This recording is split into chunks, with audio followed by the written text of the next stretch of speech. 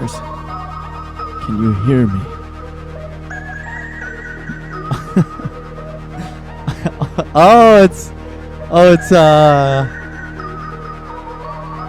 It's long legs. That is really good. Dress up. He's George Washington.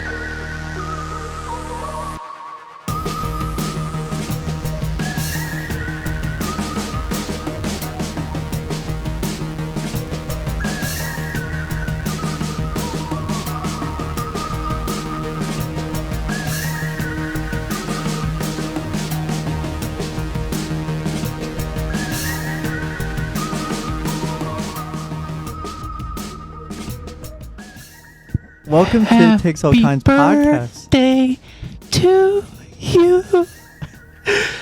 Happy birthday to you. Happy birthday to Gavin. Happy birthday to you.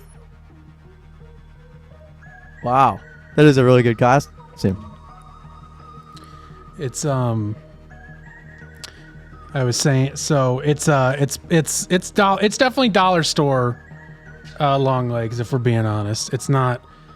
Well, I mean, it's not. The wig is a little. I think it got the job done. It's a little George Washington. It is a little. It's a little pompadour. Little JW. So yeah. We've revealed our costumes. Everybody, Gavin is a. Well, hold on, I gotta show more. Yeah, let's see. I gotta show more of the complete picture. Show me your picture. That was a good pun. Okay. I'm fine art. Oh, there you go. Dropped my camera. God damn it! At least we made it through the intro. Fine. Yeah, art. I'm fine art. I like it. So what was the first one? So you. For those who don't know, I don't know when we're going to place in it, but we guessed what each other's costume was. I knew that Gavin was a floating picture frame in some sort of way, but that was all I knew because you dressed up this past weekend for a little party. Yes. We'll get together in the Central West End. And what was it? What was that variation? That one was a moving picture. It moved you to tears. I had little tears on my Oh, yeah, tears like you murdered someone in a gang. Uh-huh. And we're in episode 190. We're recording this on Monday, October 28th. You'll be hearing this on Friday, November 1st. And folks, this is the Halloween episode. I can't hear myself. I mean, I can hear myself, but as I will elaborate more on this costume, so I can give a backstory as to why it ended up being like this. Okay. I don't know if you can hear the spooky music or not. I can't hear the spooky music. It was late one night. I was working in the lab. Yes, so we decided to dress up. I got to give a little preamble here, Gavin, because I did something. Okay. We decided to dress up and surprise each other with our costumes. Both of us did not tell each other what we were going to dress up as.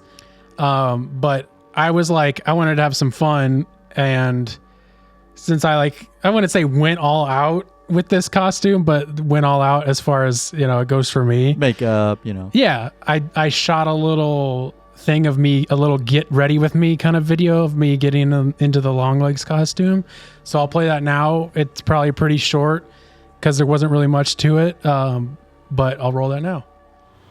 Yo, what is going on, guys? So I have no idea if you guys will even be seeing this. I don't know what the real point of this is. I just thought this would be fun to shoot.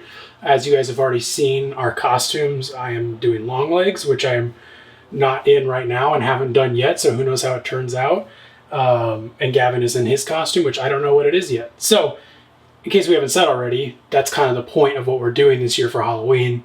Since we're both in different states now, we thought it would be fun to pick our own costumes and then surprise the other person with it.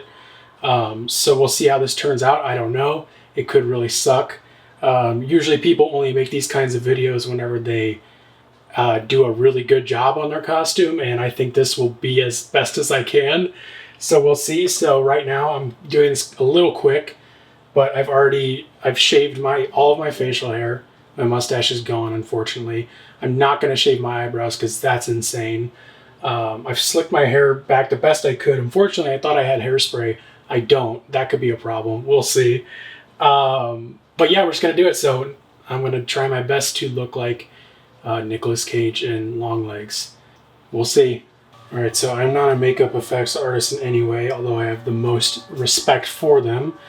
So this is my first time doing anything like this, and I think this is supposed to go over your head for my wig, but I have a giant watermelon head, so I don't know.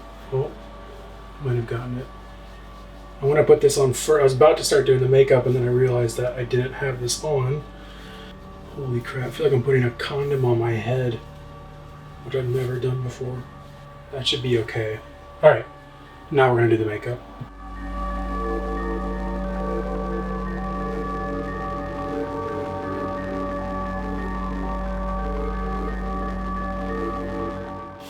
Oh no, never mind, it helps it stick way better. So yeah, so it's not great. In fact, I'll even go as far as to say it doesn't look anything like his hair. So we're gonna see what we can do.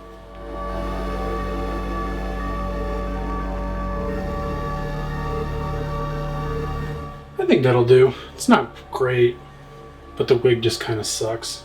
I don't know what they use to stick prosthetic things on. Some sort of glue, I think it is. I can't remember what the name of it is.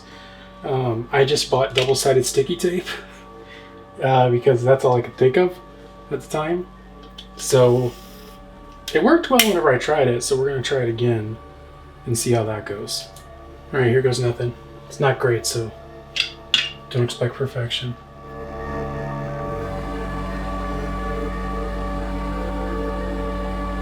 All right, well, if you squint enough, I look like Longlegs. Dollar store Longlegs. We got Longlegs at home.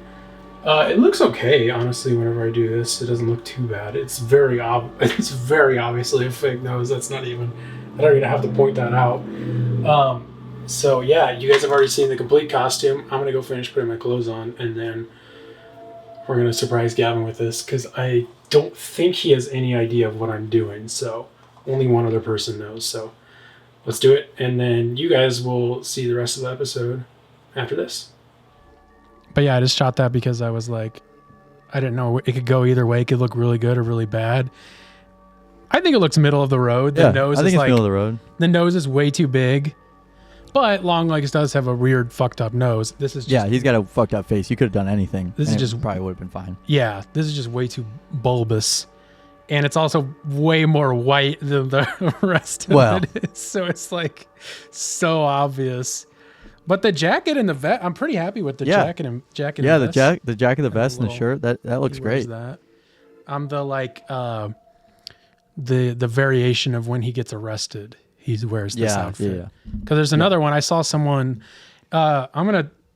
I had this idea a while back. I don't remember if I think I even told you after we went and saw Longlegs that I was going to probably do that for Halloween.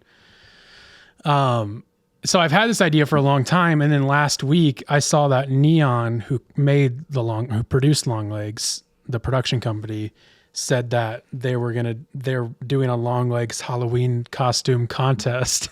So they're submit it and you could win a something or other. This isn't good enough to win, but I was like, I'll tag them. So I'm going to post this on Halloween, which by the way, if you're hearing this Thursday night, when we actually release the episode, you're hearing it on Halloween. If you're hearing it after, I'm sorry, but it's past Halloween, but it lives on in my opinion.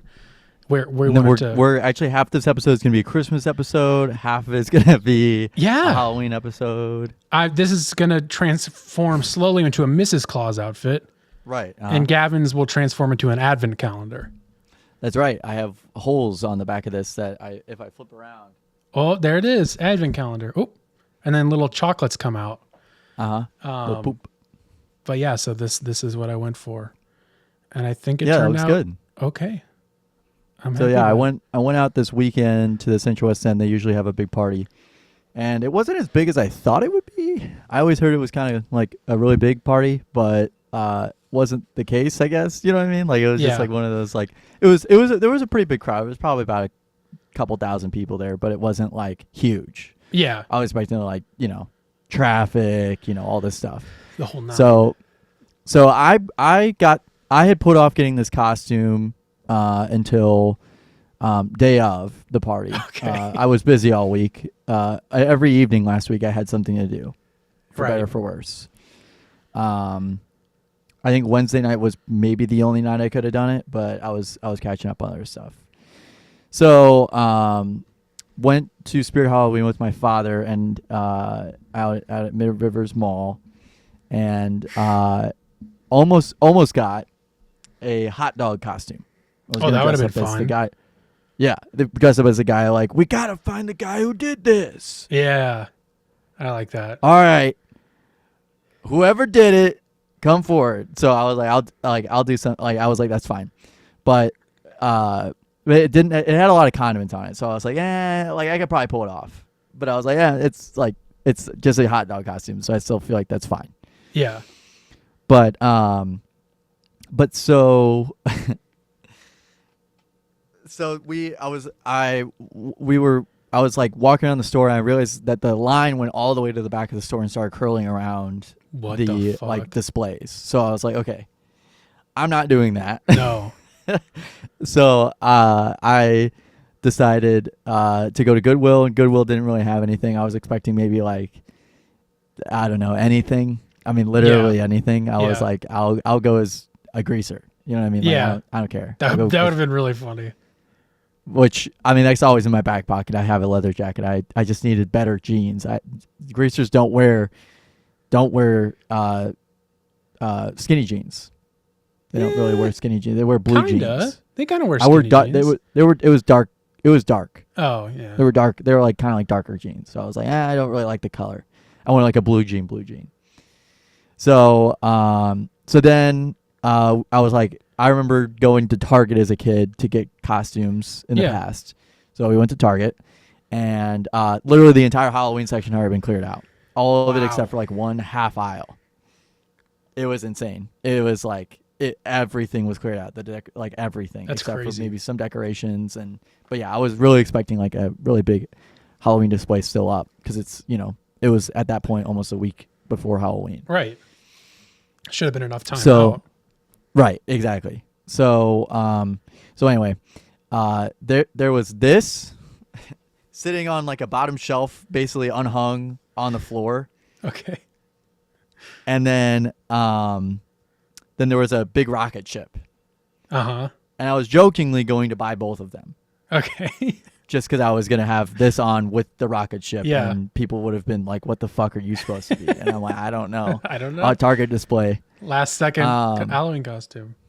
Yeah, exactly. So we were walking around getting some more groceries while I had the rocket ship in my hand. I'm like, I kind of want the picture. Want the picture. So I went with the picture. Got to my friend's apartment, and 4 out of the 6 of them dressed up as space-related costumes. So it would have been perfect. You could have been. It would have been an absolutely. Yeah, I could have been the ship. Yeah. And I didn't know what we were all keeping it a secret, much like you and I. Yeah. Between each other. So I kept making a joke the whole night, and I'll get more into this. I kept making a joke that it would have been great if I was the rocket ship. So we got dropped off at the Chase Park Hotel. Beautiful hotel. Because I was like, because we were really we were worried that maybe the traffic would be so bad, or Ubers would be like turned away or some shit. So we were down there because we were going to be indulging in some drinks. And when I say that a penguin, my friend Jim, an alien, my friend Ashley, 3 spacemen, basically, Sam Sadala and Sam or Sadala, Dylan, and then Sam's date to the evening. We're all space related. We're all spacemen. They were all carrying that one. Dylan was wearing an orange jumpsuit, and then Sam and his date were in white jumpsuits. Okay. And we got dropped off there, fully expecting like a whole bunch of traffic, like just like, everybody's kind of flocking to the Central West side. That was not the case. We got out of the van, and then walked past the windows, I guess, where like there's a bar, like a venue in there. And everybody turned their head. They all watched us walk by. Every single person.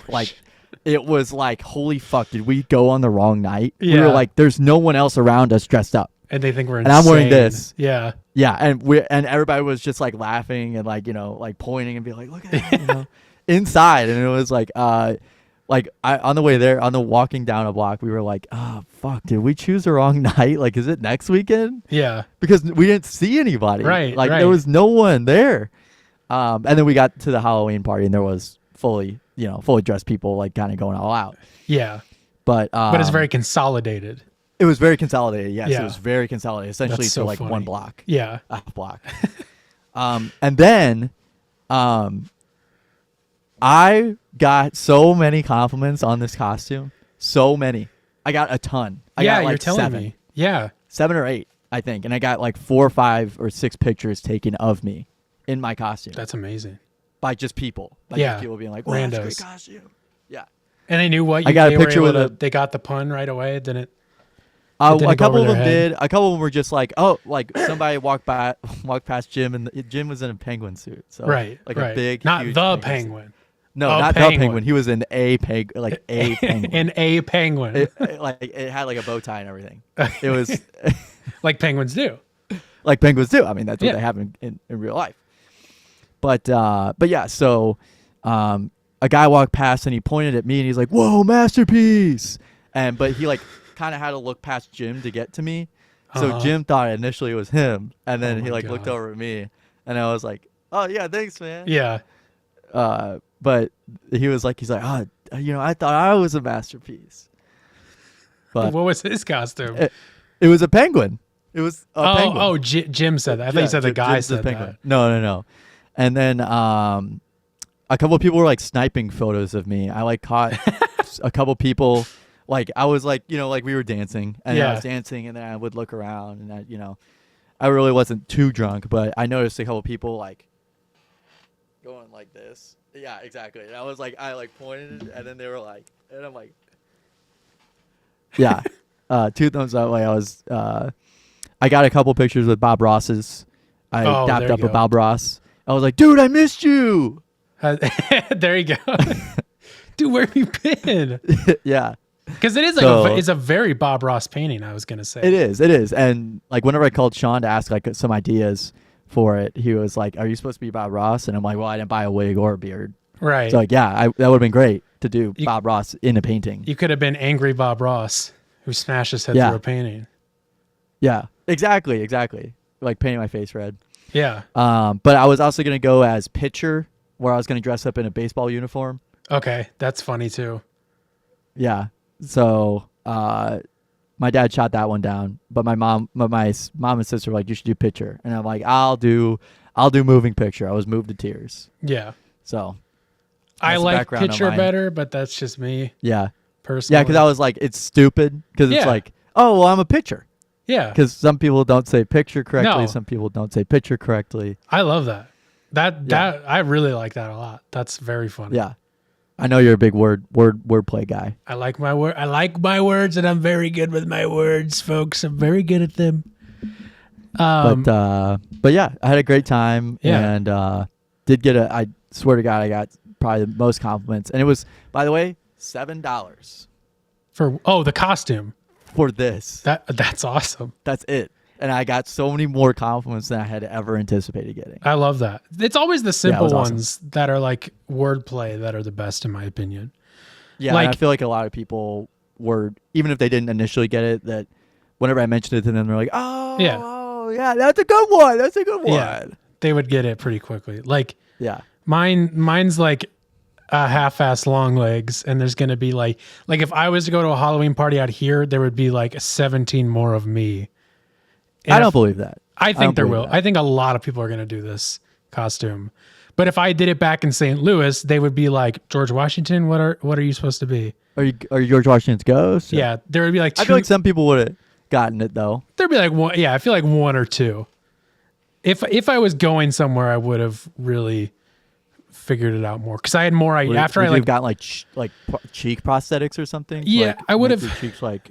I would have done I actually saw I'm not a makeup person. I don't know if that's shocking to anybody at all or What? I know that's just like, blows people's mind away.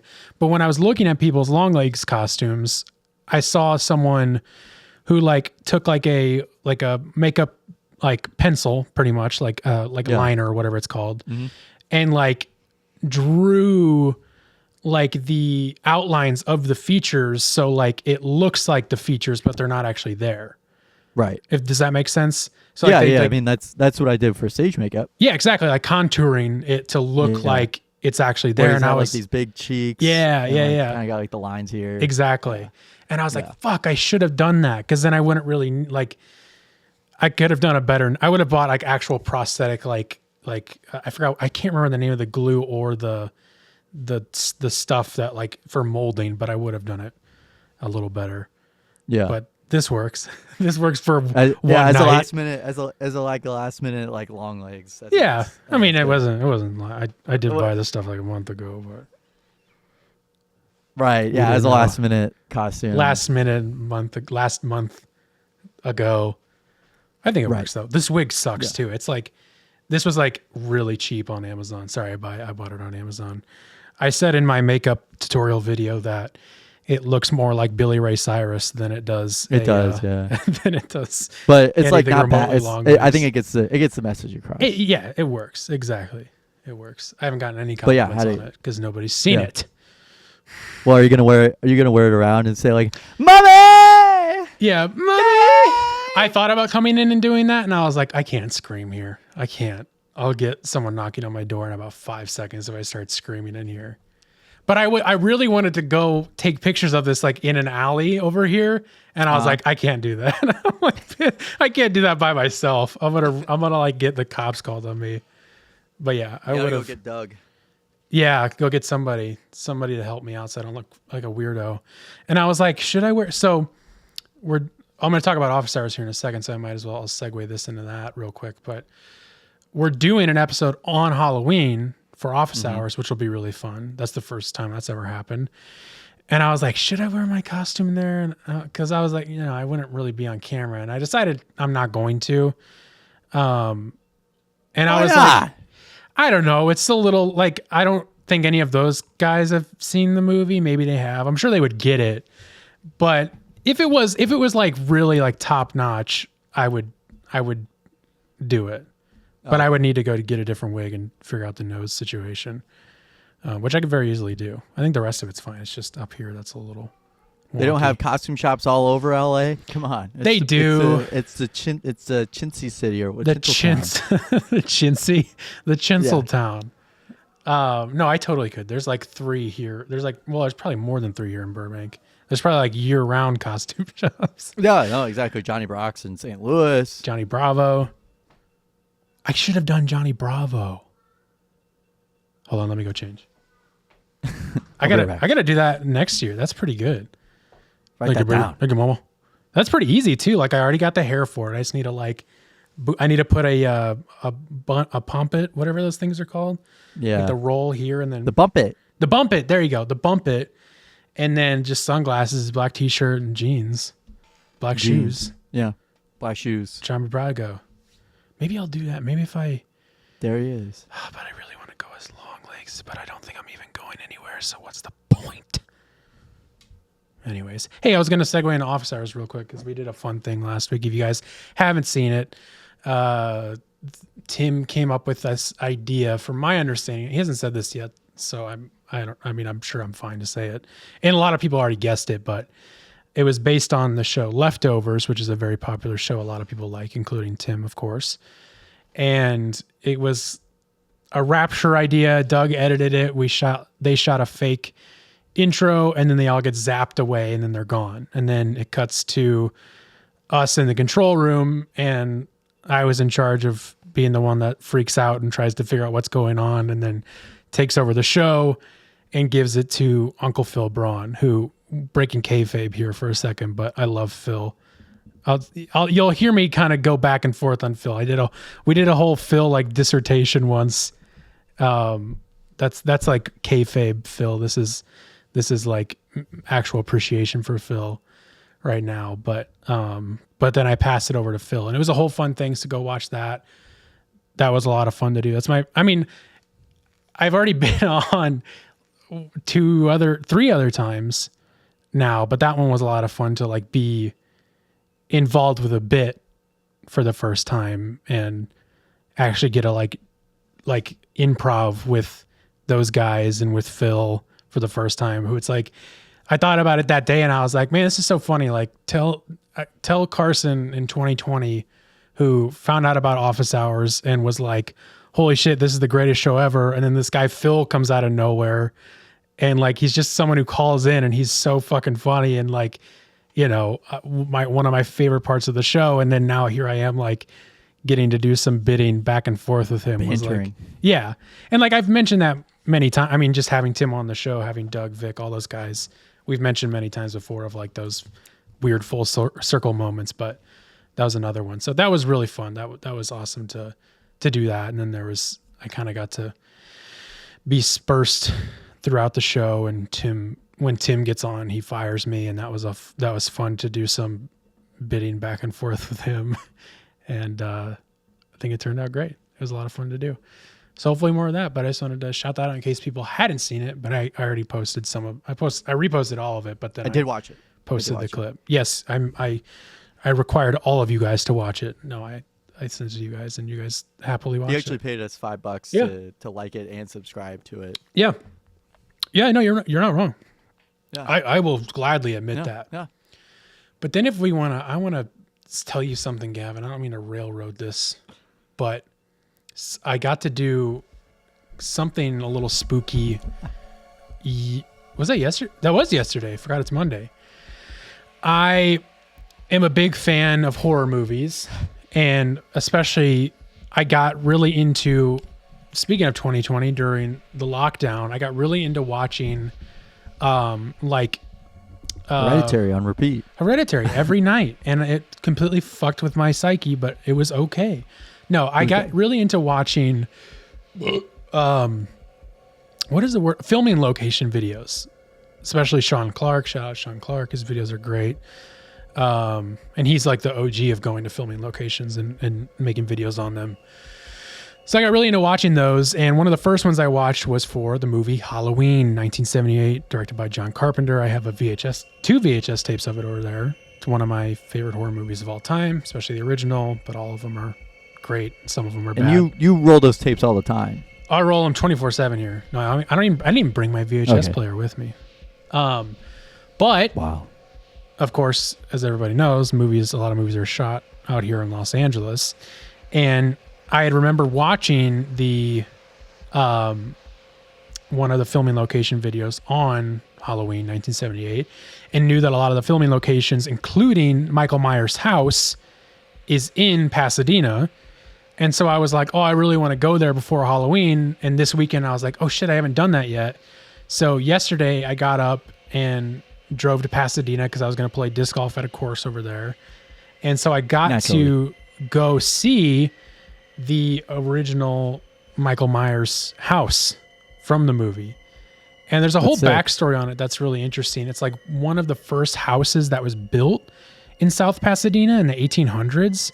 So it's it's a super old house. And the craziest part is, and if you go watch Sean Clark's, his series called Horror's Hallowed Grounds, he did one on this, and this is all this information I'm saying is from that. So go watch that. But he was talking or interviewing the owner of it now.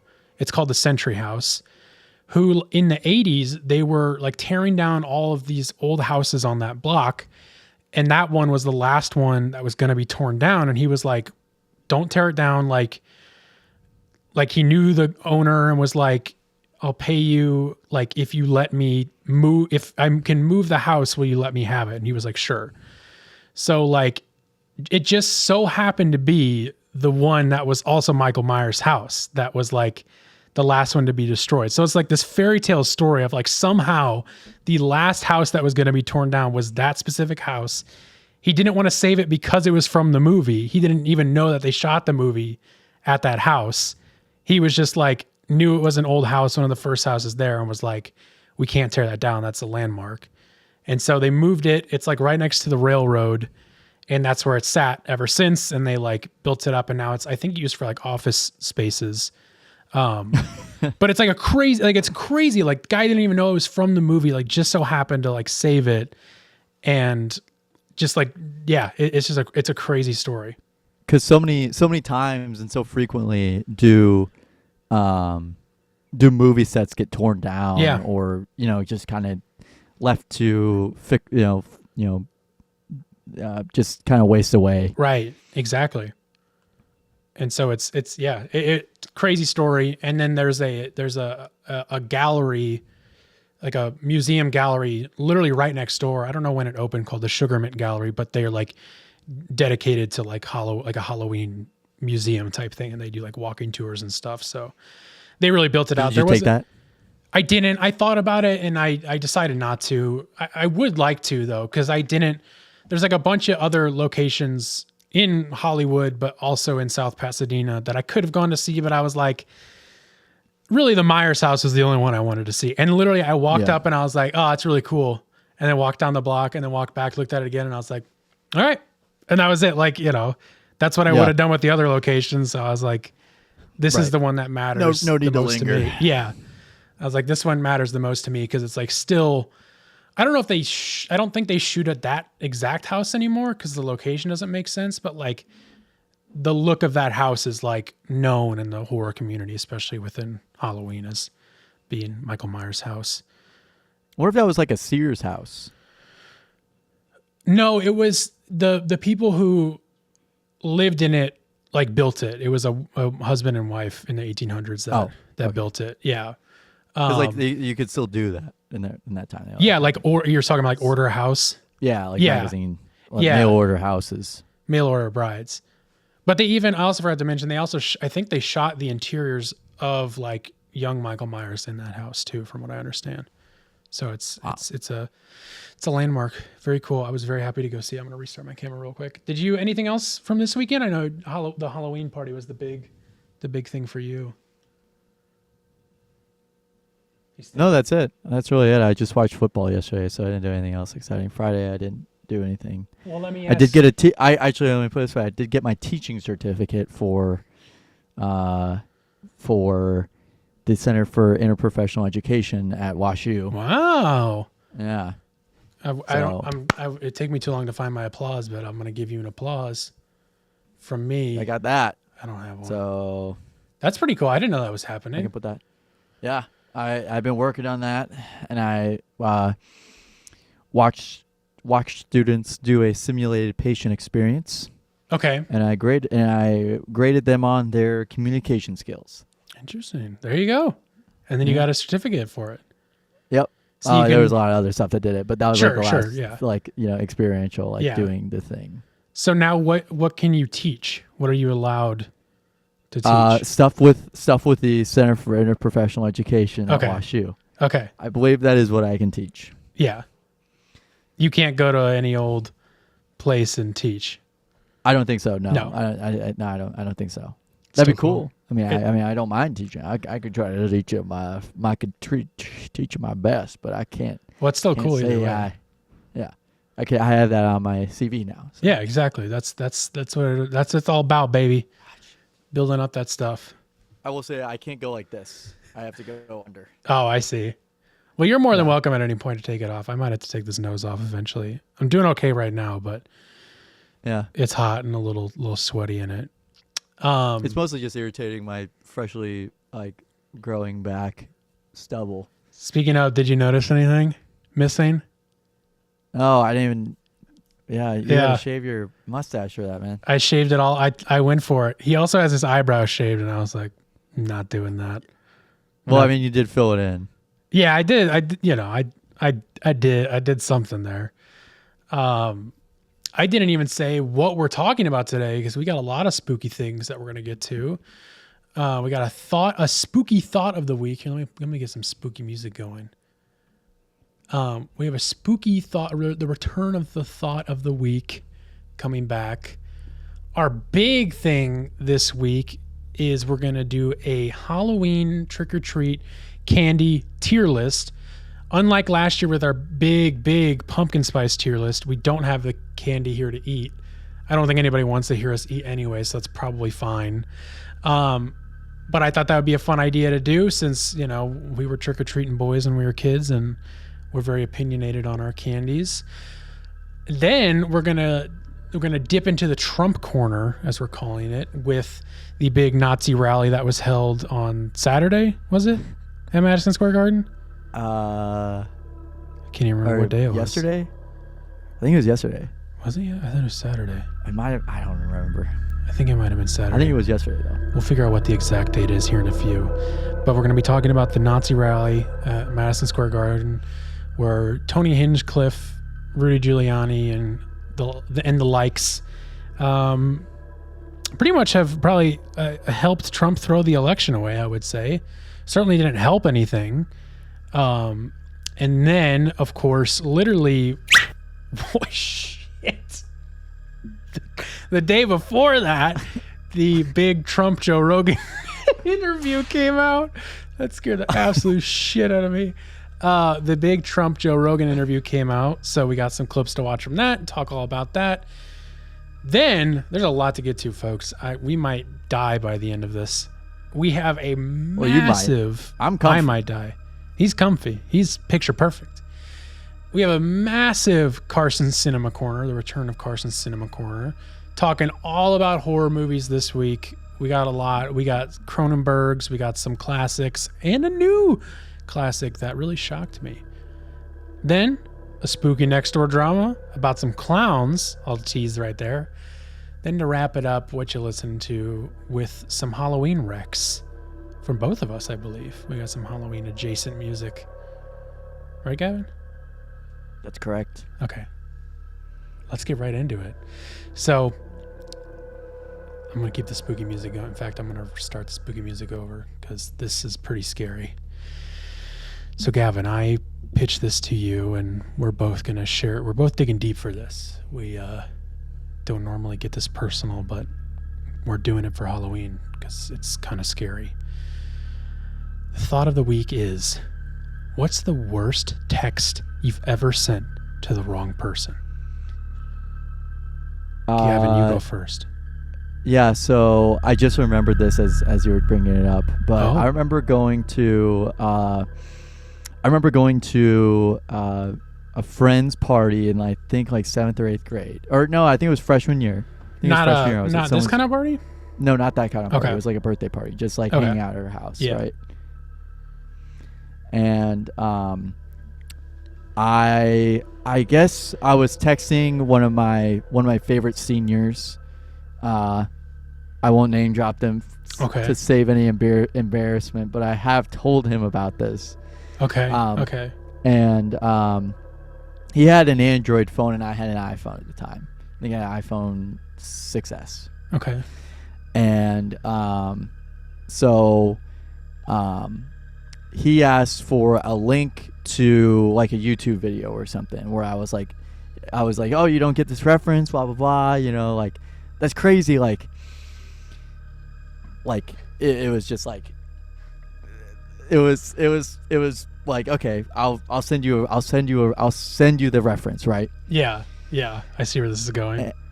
And I had pasted a different clip or a different link, and it sent.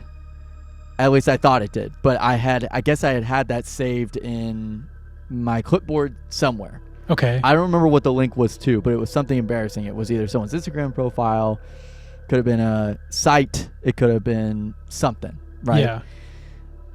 It was just I remember panicking so hard at this party. I remember turning my phone on airplane mode, trying to unsend the text message, turning my phone off. Yeah. And being like, holy fuck. And people were, I think we were playing hide and seek or something like that. In freshman year of high school. I mean, of course. Let's be real. Yeah.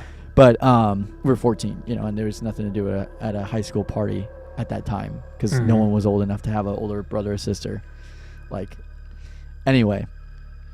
So that was one of the scariest moments of my life. And I later asked him, I think, whenever I had graduated high school, and I was like, do you remember receiving a text message at any point from me where I sent a wrong link to something? And he was like, no, what the He's like, no, I don't remember that at all.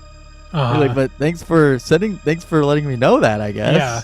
God, I wish you They're could like, remember what the link was. Yeah. I'd love to know I don't exactly remember what it was, but yeah. Maybe it was something embarrassing. Yeah. No, yeah.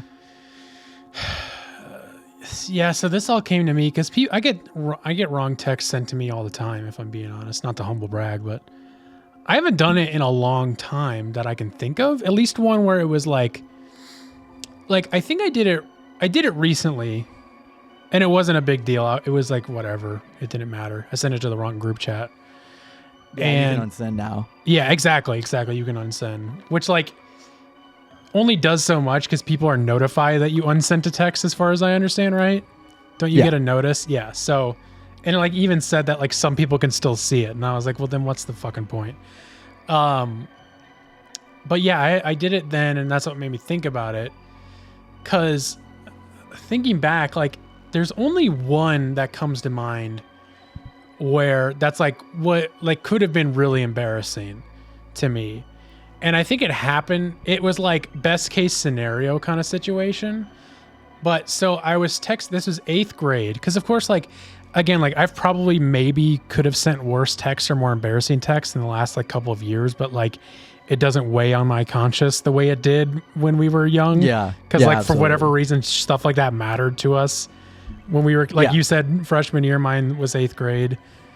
And it was like my first phone, which was a slide, like one of those slide up keyboard side phones with the little keypad. Yeah, I had one of those. Yeah, LG Cosmos, I believe, was what mine was. I don't remember what mine was, and I think I have it in a tote up there.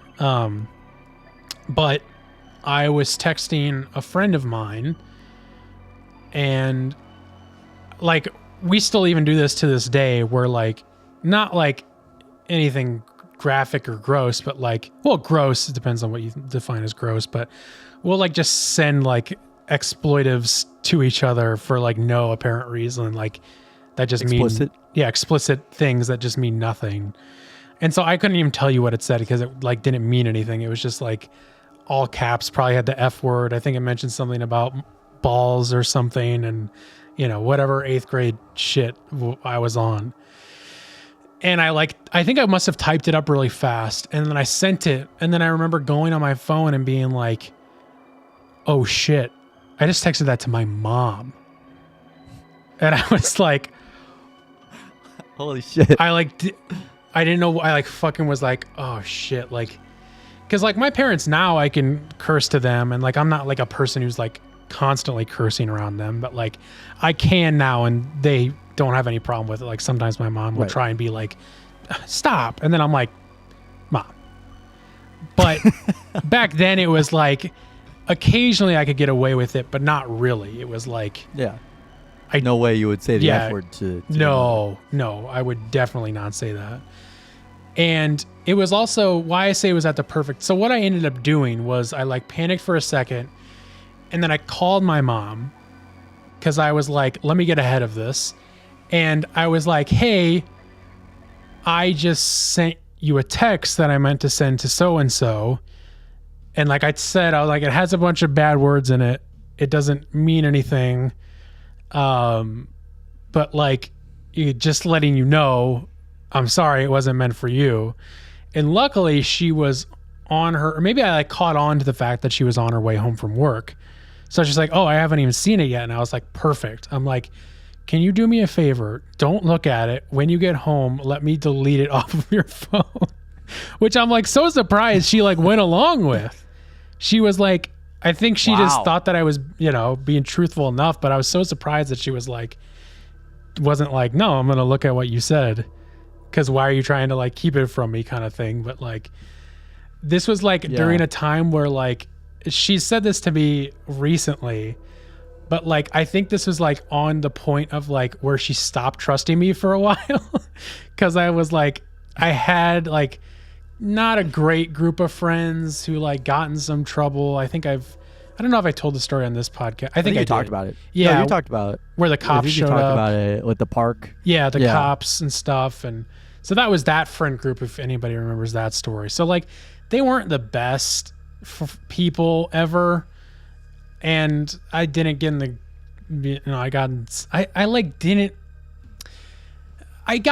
there was one big thing where I got in trouble with the school with, and I wasn't even really involved with it. It was 2 other people who were my friends. And so it was like right before, some friends. Yeah, it was like right before all of that shit happened. So it was like, I did it at the perfect time where my mom still trusted me. And then after that, it was like, went downhill for a while until now, everything between me and my mom is fine. She literally recently told me that. She was like, we were talking about all of, my brothers and things that have happened in the past. And she was like, no, you were that during that time, you were the worst. She was like, I think she might have even said, I hated you. I think she like actually said that. She was like, and I love my mom. Like, I don't want anybody to take this in any sort of way. Yeah. But like, it was just like around you, Carson. No, I think it was just, I hated you.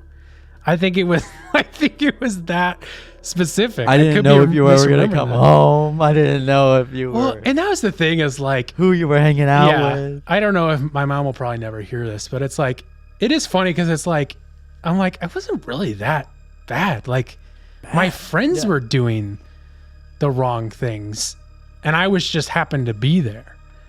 Like, I so rarely did anything wrong. But it was just like my friends would do it and I would be there when it happened kind of thing.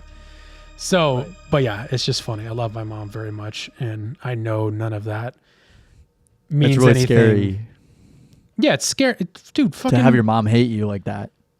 Well, if I would have known that at the time, I would have been like, honestly, part of me is like, I wish she would have said that to me at the time because then that would have maybe like made me go, oh shit, like, I don't want my mom to hate me.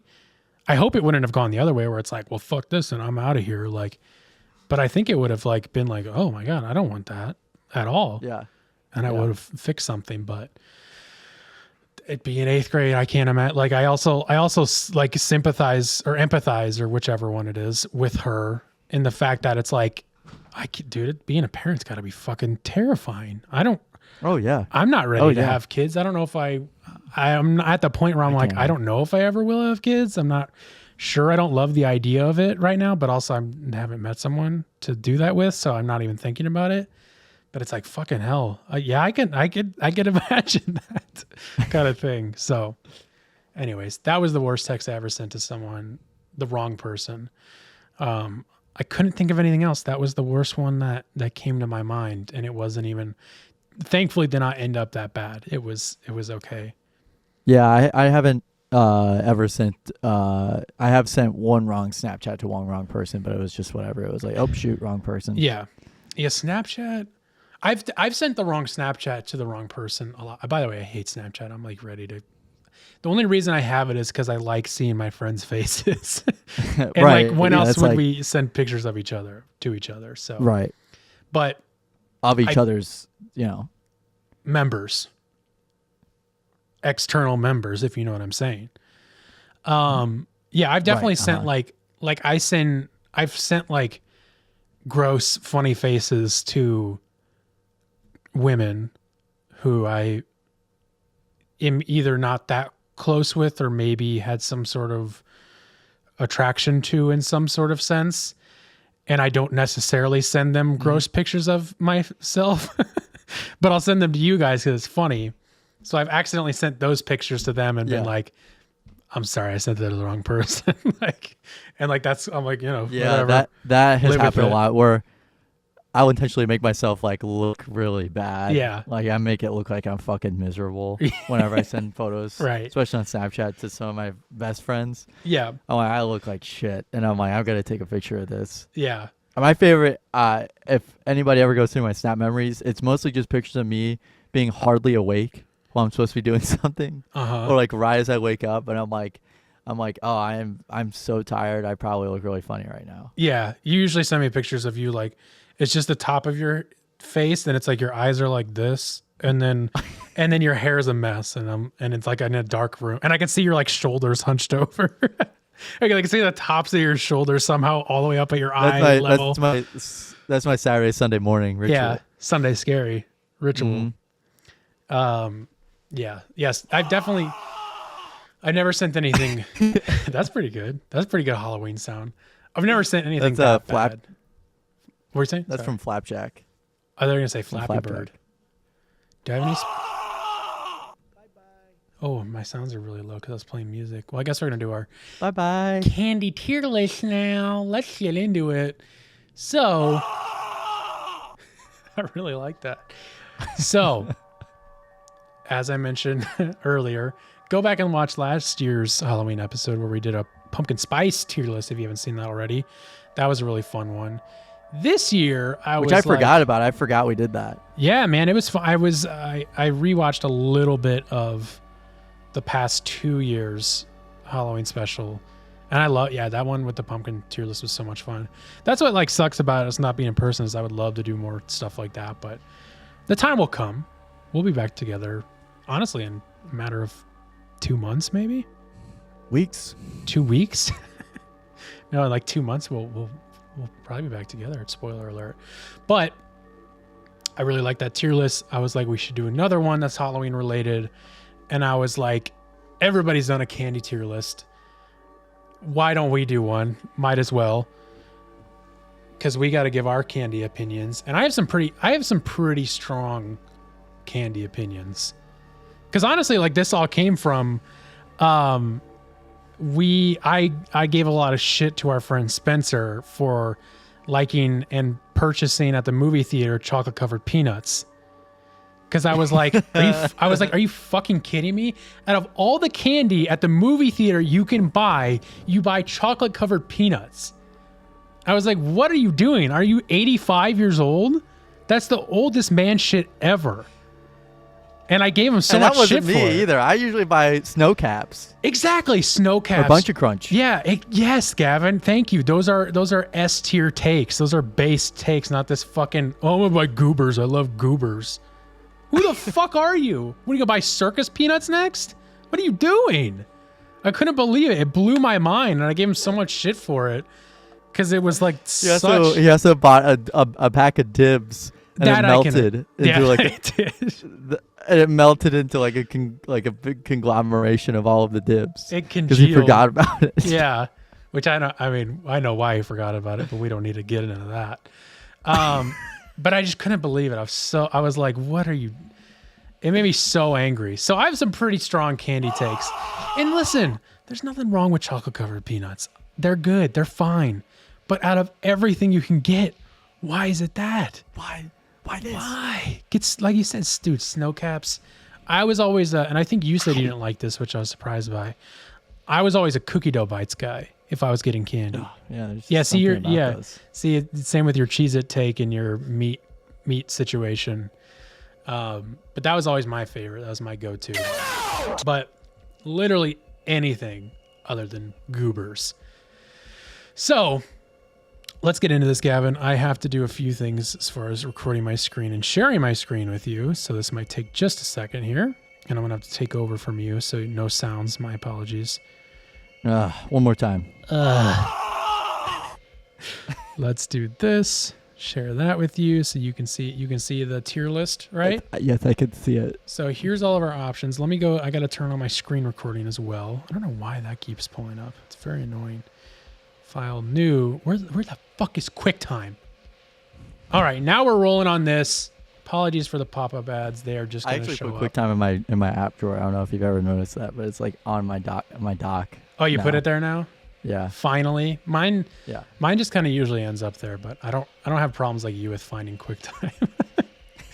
So here's our choices. Now, they're not the greatest choices. I could have made our own tier list, but that would have taken a lot of time. And every other tier list I found, I was kind of like, they were even worse somehow.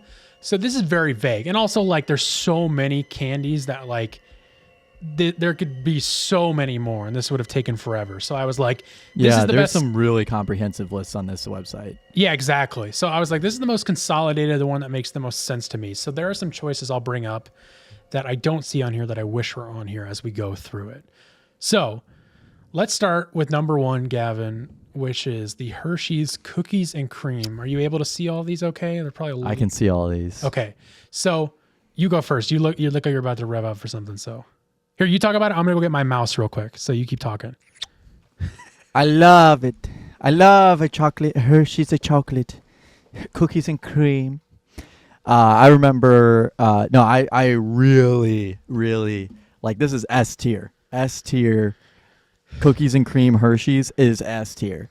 Anytime I'd get those, I would eat all of them in one sitting. And then I remember freshman year of college, we got a lot of extra money from our food, from our food budget, because we they like always overestimate, which is good. For like first and second year students, that they're gonna be eating like 3 meals a day every day for 8 months, right? Right. So I remember my obviously friend Dylan, who I was out with this weekend. He bought an entire pack of these, and I think I remember eating like an entire big display of these, because that's they sell those. They at the end of the year they just sell all their display shit. Don't tell Michelle Obama. No, I don't. It's a private school too, so That's true. But he bought that. I remember eating like half of those. God damn. Yeah, they're so fucking good. How did your stomach do with that? Oh, they didn't. It didn't. It was awful. It didn't. But yeah, they're so good. There's something about the aftertaste to me I really like. Look at my I can nose. speak on these forever. Yeah, I totally agree. Look at my nose though. Yeah. Oh, it didn't do that time. It was like sucking in whenever I like snuffed real hard. Oh, there it is. I see it. I saw it. Like Ugh, there's Jesus. sweat that just went in my nose. Ugh, that Ew, felt horrible. fuck. So here's my thing. Totally 100% agree with you. Love Hershey's Cookies and Cream. Probably one of my favorite candy bars of all time. It's going to go S tier, obviously. There's no way I couldn't. But where I will knock it a few points just as far as this list goes, because I should also mention our S tier is first gone, which just means the first one you eat. A, B, which I don't know. It's funny that those are just A and B, which just means like A is good, but not first gone. Or like maybe we'll say like But not last gone. Yeah, we'll say like second gone, B, third gone, and then we have last gone. Then we have straight into the trash, and then we have, I don't know what these are. They weren't in my neighborhood, which is just like if we didn't have it, that's where we'll put it. So we'll take, my idea is we'll take the median of our two.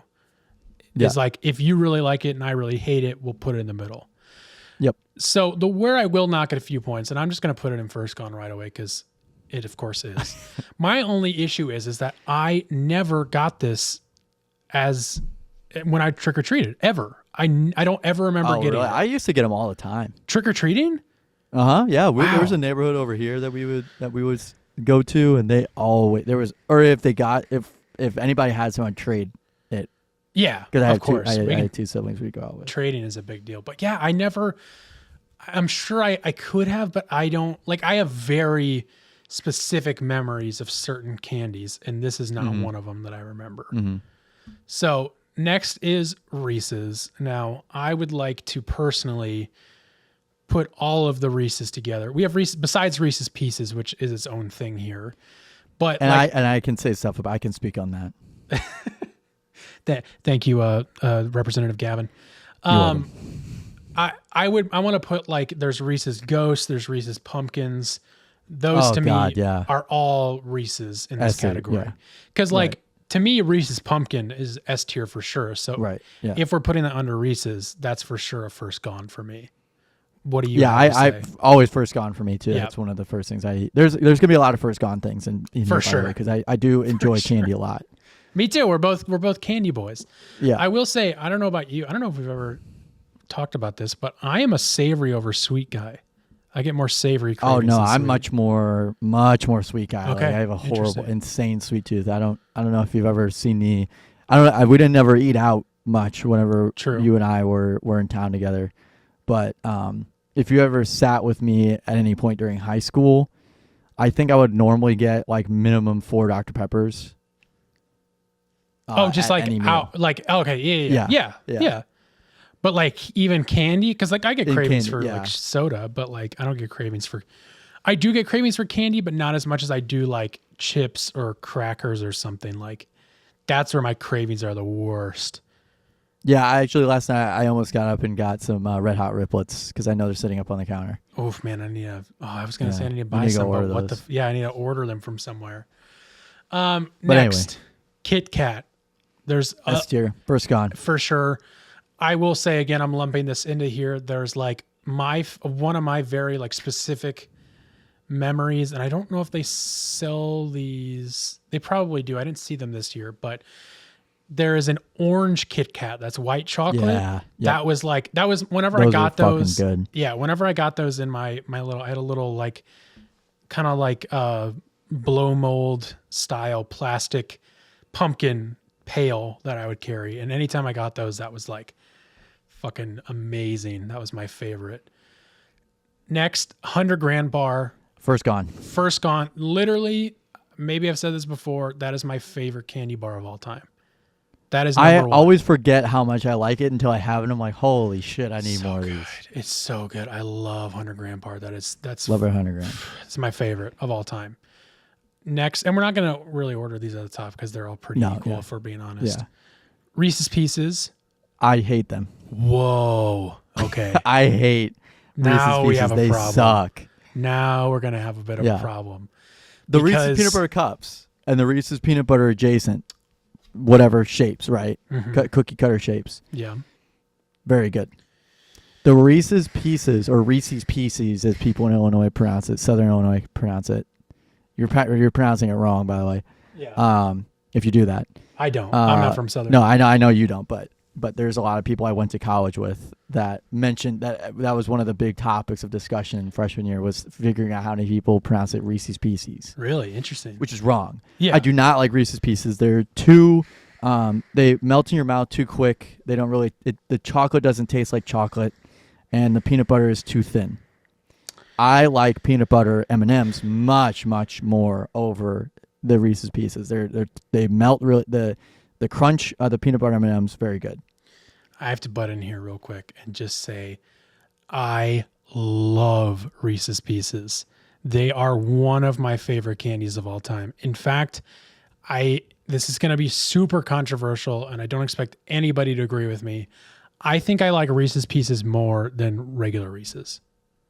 Really? I think I do. That's not me. There's something about it. Every time I go to the drive-in movie theater and I'm at the drive-in. Get away! Took you too long.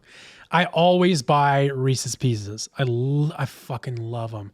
And I do love peanut butter M&Ms. My only problem is it's almost a little bit too much peanut butter, and the peanut butter is really salty. Next time you eat one, think about how salty the peanut butter is. It's weirdly I'll have to get some Reese's very Pieces, salty. but anytime I eat Reese's Pieces, they're fucking melted every time, and like they melt in my hand. Whereas with peanut butter M&Ms, it's like I can hold it in my hand for at least a couple fucking seconds. The shit. I will agree with you there. The shell is a little bit more flimsy, but that's why I like it, I guess. So we can put that in A. We can put it in A. Well, tell me where you would put it if this was. I put it in list. B. I put it in B. You would put it in B. I want to put Like, it in I would S eat tier. it. We'll put it in A. We'll call it there because mine would be S tier for sure. Wow, that's the first controversial one we've had. Yeah.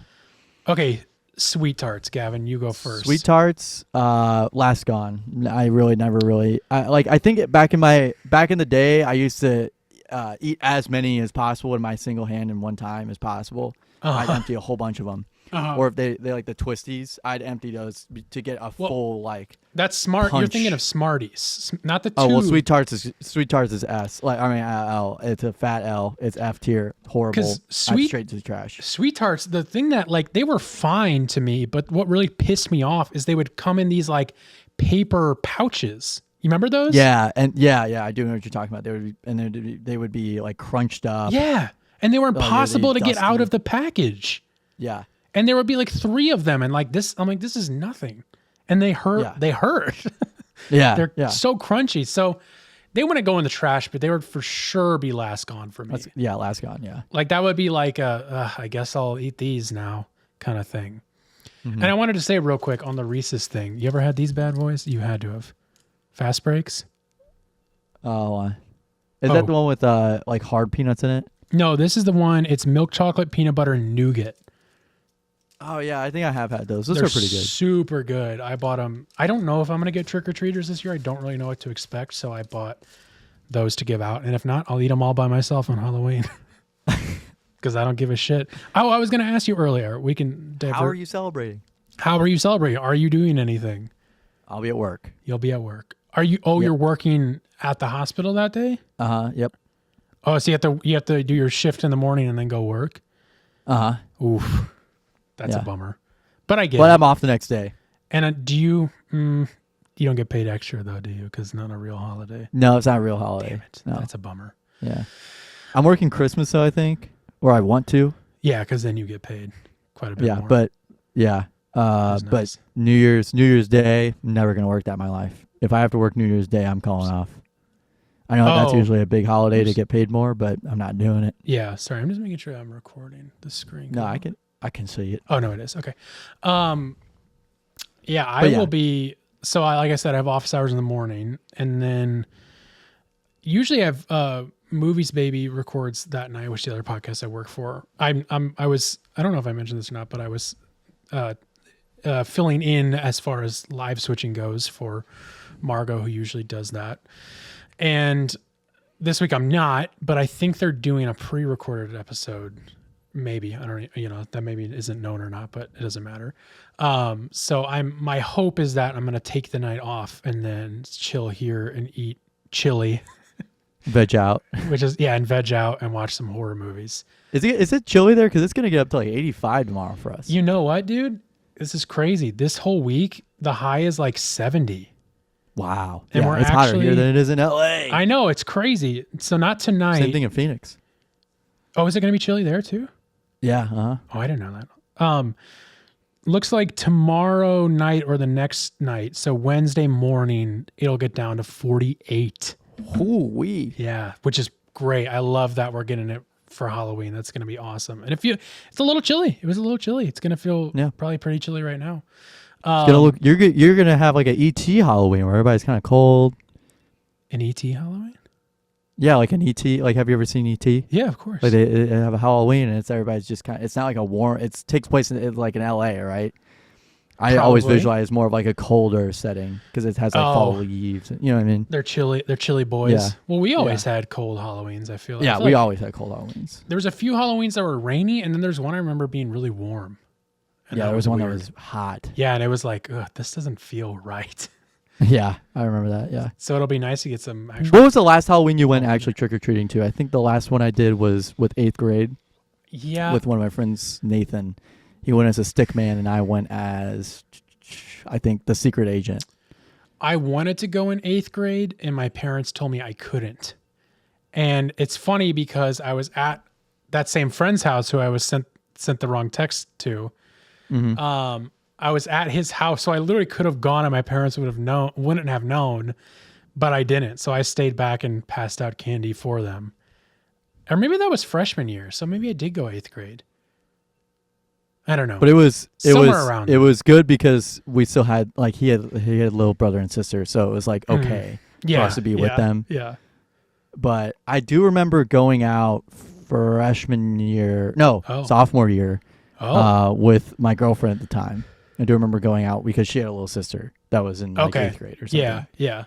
That or makes 7th sense. grade. So it was like I don't remember if Evelyn or Sean went out, but I never went out with them after that. Like after like 7th grade, I don't think I did. Yeah, I have memories of like specific Halloweens. I don't remember my last one though, if I'm being honest.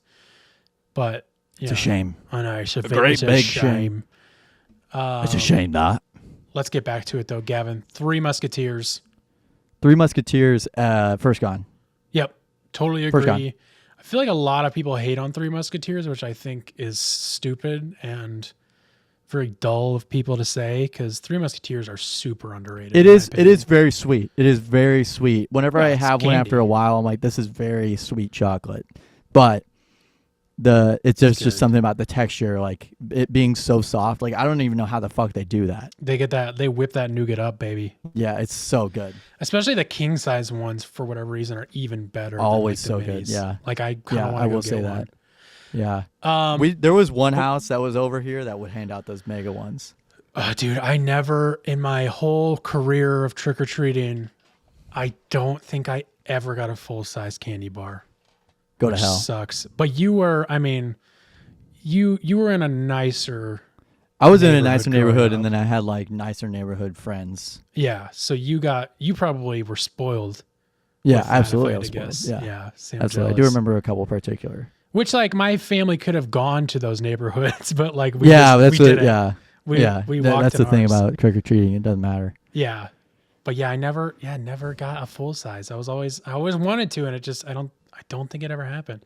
I think I've told this story. I might have told this story like every single year, but the weirdest thing I ever got was like 3 tickets to a Bon Jovi cover band.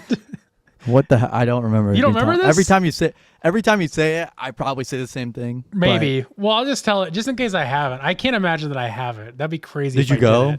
Yeah. Yeah. It was so weird. It was this one. I know exactly where the house is roughly. It was near my grandma's house.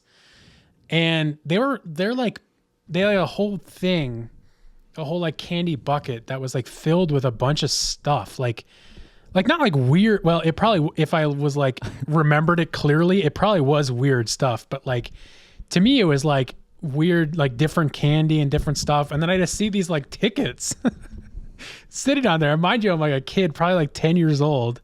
Right. And I was just like, what are these? And they like explained it to me like, oh, it's for a Bon Jovi cover band playing at the Family Arena, which is a venue near us, near our hometown. And I was like, oh, I'll take them. And it was like a couple weeks or a week later, and me, my brother, and my dad went. And none of us like Bon Jovi. So yeah, it was very weird. That's bizarre. That was the weirdest thing I ever got, but never got a full-size candy bar. All right, let's stop teasing this list. Let's stop teasing. Pixie Stick. I'm going to say specifically the big ones. Yeah, I would agree. Did you ever get one of these big ones that they're showing here? Yeah, I did. Big boys? Of course. That was another thing I never got.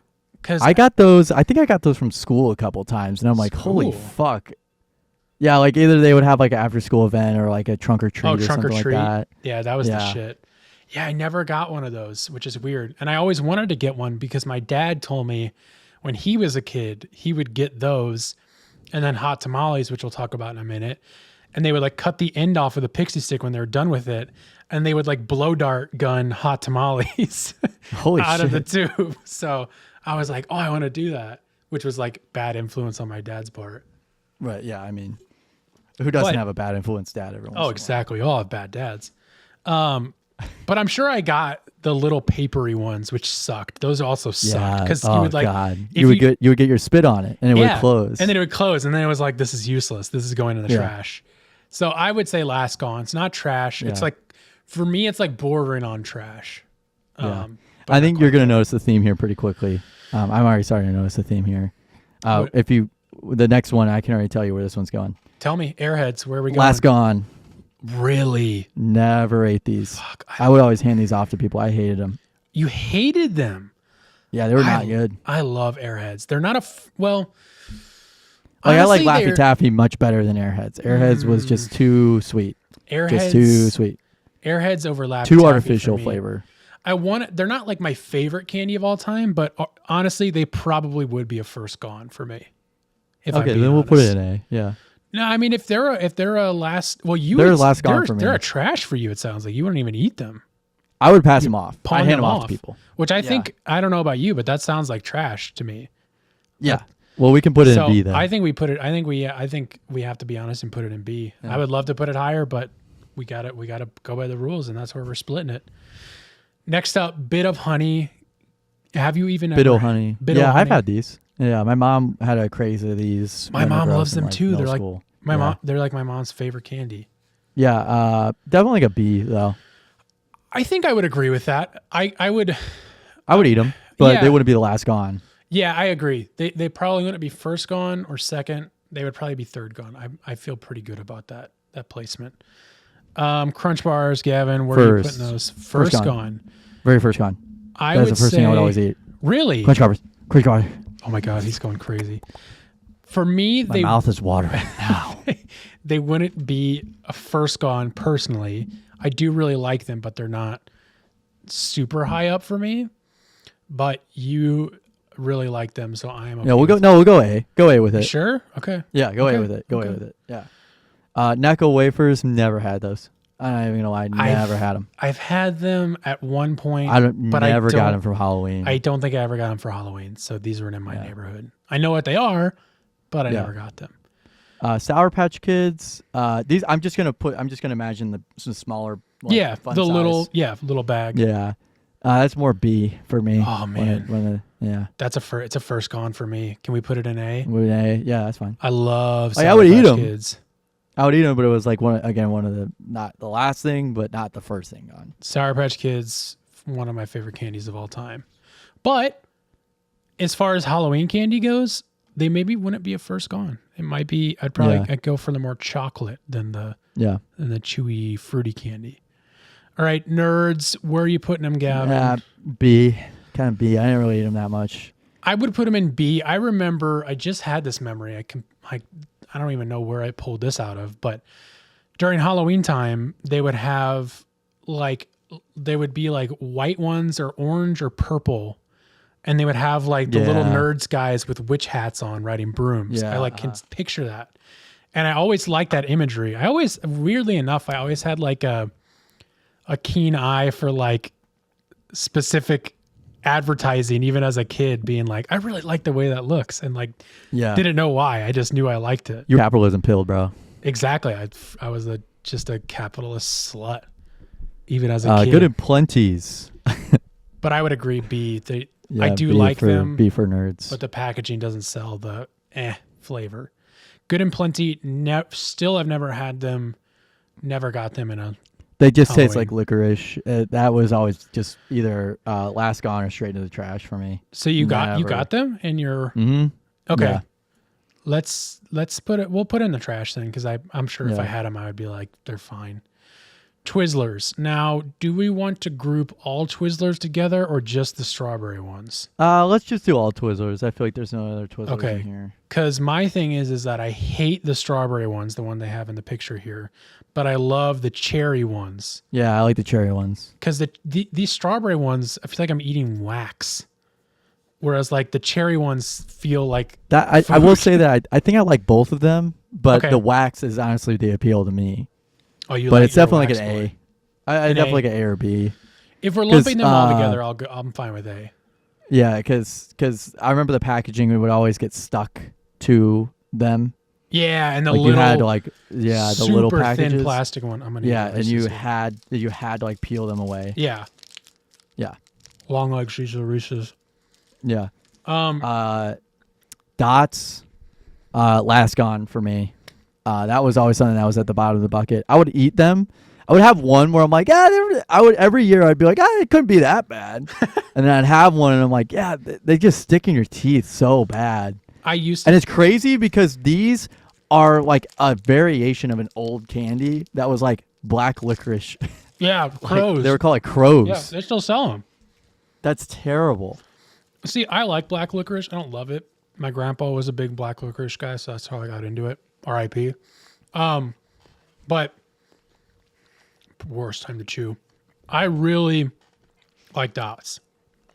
Are they? Really? Yeah. Are they a first gone? No, but I did grow to really like them. I didn't always love them. B. Yeah. B is fine with me. They're not one where I'm like, no, they got to be higher. It's just like whatever. Those would always be at the bottom of our big Halloween bucket we make. Always at the bottom. No one ever ate those. I hate the lemon and orange ones. Those suck. The other ones are good. M&Ms. Let's lump all M&Ms together. Peanut butter. I'd say A. I would say A too. too. Those little paper bags are not enough. Yeah, I would say M&Ms. I would dump all those in my mouth. I would say A too, just because I also I didn't get any other M&Ms besides the regular ones often. It was usually the regular. And those are just fine. Like they're good, but it's not like I got to eat them now kind of thing. Right.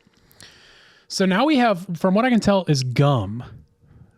Which, that's what I just noticed. I'd say that's honestly last gone. Because we have double bubble coming up, so I'm not including that. This is like mint gum or like the clove gum. I never got any other gum besides double bubble, and I don't think I got double bubble often. I don't think we ever got those, to be honest with you. So we'll put it in. I don't know. These weren't in my neighborhood. Andy's Mints I never got. Yeah, love them, but I never they weren't got 'em. Halloween candy. No, That was I never Christmas got 'em. candy. So, not my neighborhood. Runts. Do you know what runts are? Every time someone mentions them, I know what they are, but I don't know what they are at the same time. So if you got them in a Halloween bucket, they were in like a clear plastic with like the Wonka logo, and then they would be like hard fruit candies, like like spheres, almost like jawbreakers, but you could crunch into them, and they're really crunchy. Yeah, I always thought that those were sicklets or whatever they were. Sixlets or whatever. There's like these chocolate ones that look exactly like those. Yeah, they do look a lot like sixlets. And these runts are the things that made me think I hated those chocolate balls. Okay. So I do not like these. These are always last eaten. I do like them, but that being said, they would not be a first gone. So they would probably be a last gone for me, if I'm being honest. Yeah. I do like them, but they're not like that high up. They would be pretty low on the rungs for me. Mm-hmm. Okay, Laffy Taffy, not Laff-A-Taffy. B. B, agreed. Yeah. Like them, not a first gone though. Werther's Originals. I don't think it's never got these. Yeah, I never got. I don't think I got them. And this is like the chewy caramel because we have the suckable ones coming up. Just put both of those. I never really got those. Yeah, I'm gonna go ahead and move that one up there too, just so we can move it along. Because I never. Now I did either. get these strawberry ones. So I don't know what the name of these are. I just call them strawberry candies. They're like they're very the old people candy. Yeah, they're very old fashioned candy. I love them. Like I think they're really good. They were one of my favorites as a kid, so I would put them first gone. I don't, but I will say, I think I got them for Halloween, but I mostly got them at like parades. I don't remember getting them at Halloween too often. I feel like we did get them at Halloween a couple times, and I was always like, "Oh wow, what are these?" And I'm like, "Oh, I got some." Yeah, you never remember what they are, and then you eat them, and you're like, "Oh right, these things that I don't have a name." Like it's like a hard gusher. Yeah, it's like a crunchy gusher. Next, we have Hershey's Kisses. Coming up. I never got Hershey's Kisses. That's A? I mean, like, it's in the chocolate category for me. I'd eat it. I never got them for Halloween. But, yeah. I don't know. They used to... I don't remember. You could just put them in... I don't remember. Just put them in the middle. Yeah. Put them in B. Because I'm sure I could have, and I don't have any memory of it because I was probably like, gross, I'll eat these last. Regular Hershey's bar. Just regular old Hershey's bar. I could go A or B. They were always the first gone, but I wasn't always excited to get just a plain old. Yeah, it was Hershey's. like, okay. Could be anything else. Mike and Ike's. I don't know if I ever got these for Halloween. Really? I don't think I got them too often, but they are one of my favorite candies of all time, if I'm being honest. For me, it's more B. Can we go to A? Yeah, we can split go the difference? Yeah. Because I do like those. All right, Snickers. You go. I'm not a big fan of Snickers. Wow, me too. Me too. I'm not a big fan either. Never really like Snickers. Yeah, honestly. But there's something coming up that is, I think, even crazier that I'll say this, but I just never really was one for Snickers. I wasn't either. They were probably, if I was trading, they were like major trade bait because people liked Snickers and I didn't. Yeah. Some people love, like that's their fucking favorite of all time. And I'm like. And I'm sorry. Have you ever had a $100,000 bar? And they're like, no. And then I'm like, change your life, baby. I'll trade you a Snickers. For everything you own. So. I'd say B. Maybe not last. That's fine. Yeah, not last. Yeah, like I'd eat them. Like I'd eat a Snickers before Sweet Tarts. Before I eat Sweet Tart, yeah. Yeah, for sure. All right, Almond Joy. I feel like you're going to have straight to the fucking trash. Oh, see. I fucking hate Almond Joy. I hate Almond Joy. I hate it. I hate Almond Joy. I hate Coconut Joy or whatever they were. Mounds. Yeah, whatever those were. Awful. I fucking hate those. I hate those. The packaging, bad. What? The chocolate, bad. Yeah, it's pretty bad. It's pretty bad. I like the packaging. And the packaging, like I was just like, this is not appealing. I don't want to look at the inside of an almond. I don't want to look at the inside of a coconut while I'm eating chocolate. Okay, so here's the problem. I wouldn't say I love Almond Joy, but I do really enjoy Almond Joys. Every Now, time I bit into one, I was like, I remember why I hate these. it's funny though, because as a kid, I didn't like almonds. So I would eat around the almond and then spit the almond out. What the fuck? Yeah, No, swear to yeah, no, God. I wasn't doing that. I'm I- not that. Yeah, I wasn't doing that. Because everything else was good. I liked the coconut, the chocolate was good, but I was like not an almond guy. Now I am an almond guy. I never go out and buy an Almond Joy, but if I, for whatever reason, That's the get thing. one, I'll eat it because I like almonds now. That's the thing. I never go out and buy an Almond Joy, and if I got it, it would always go straight to my mom or my Yeah. sister, I think. Never, ever once did I consume an Almond Joy willingly. So you want to put it in the trash. Yeah. If We'll go- this was my, hold on, if this was my list, I would put them in B, but I say let's split it because I could also go Yeah. last gone. I could go either way, Yeah. B or last gone. Yeah. Does that sound, that's cool with you? Yeah, that's perfect. Yeah, that's perfect. Baby Ruth, which I don't even Last know what's gone. technically in it. It's got like, I know it's peanuts and stuff. And like nougat. Yeah, I think it's more the traditional nougat. it's an old candy. I like Snickers more than Baby Ruth, so I'm cool with Last Gone too. Yeah, I never really ate those. Yeah, never a fan. They were always at my grandparents' house though. I think my grandpa liked them. Caramel apple pops. Have you even had these? No, I don't think so. But I'm not a big fan of caramel apples, to be completely honest with you. I'm not a big fan of apples. I like apple juice, but I don't like apples. It makes they cut in my gums too easy. Whenever I bite into it, I'm like, oh, this is terrible. Another weird food take from Gavin. Yeah, no, I mean, it's just like, oh, I can't bite into this. So this is I was like always so worried I'd like lose a tooth a caramel in an apple. apple. So first of all, I love caramel apples. I literally just had one the other week. And I really love these caramel apple pops. It's like, so what it is like a fake apple-y sucker. Yeah, and then it's like in a sucker with a thing on the top, right? Like kind of covering the stick, or like above the stick. It's like stick hanging out into this. yeah, it's a regular sucker, apple sucker, and then caramel shell around it. That's like a sticky caramel. And you have to like get the caramel away to get the apple. Yeah, I never love ate them. these. I love them. They're, I remember getting them, but I never ate them. yeah, they're one of my favorites this time of year. I never eat them any other time of the year. I would hope not.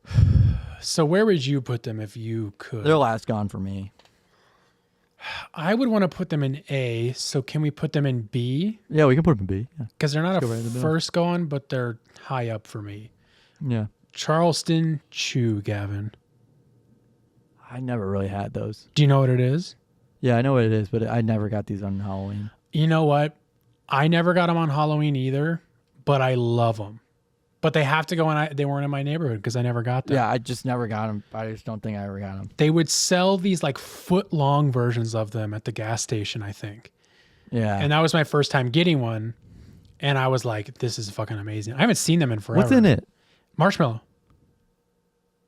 Okay, yeah. Okay. Chocolate-covered then marshmallow. I fucking love it. Yeah. Oh, it's so good. It's so, Yeah. that's what Jeff Goldblum was eating in the Fly. When he's like, Oh, yeah, he's like walking, he's cruising when he does the arm wrestling thing. He's cruising down the street with just a jacket on and he's like first starting to Bugging bug out. out. And he's just like eating a Charleston Chew. It's, we'll talk about that in a minute. I love that movie. Okay. Mr. Goodbar, chocolate covered peanut bar, Hershey. I don't really think I ever got these for Halloween. You know what? I probably did because I remember there used to be like the Hershey's minis that were like wrapped in paper and they were like just one of the little bars that were like small rectangle. You know what I'm talking about? Yeah. There'd be yeah, like a yeah, Crackle, a Hershey's, and a Good Bar. Yeah. Yeah. And those Crackle's so little good. one. Yeah, Crackle's great. I hate these. They're not straight in the trash, but they're definitely last gone for me. Yeah, we'll just go last gone with those. I never really. I mean, I do enjoy a good Mr. Goodbar, but Oh, really? I never. Yeah, my dad's old work used to have them in the break room, Okay. and I used to eat them all the time Humble whenever I brag. go there. Yeah. Yeah, Double bubble, chewing gum. first gone. Oh, really? Yeah, for me, that was always something that we would crank out as fast as possible.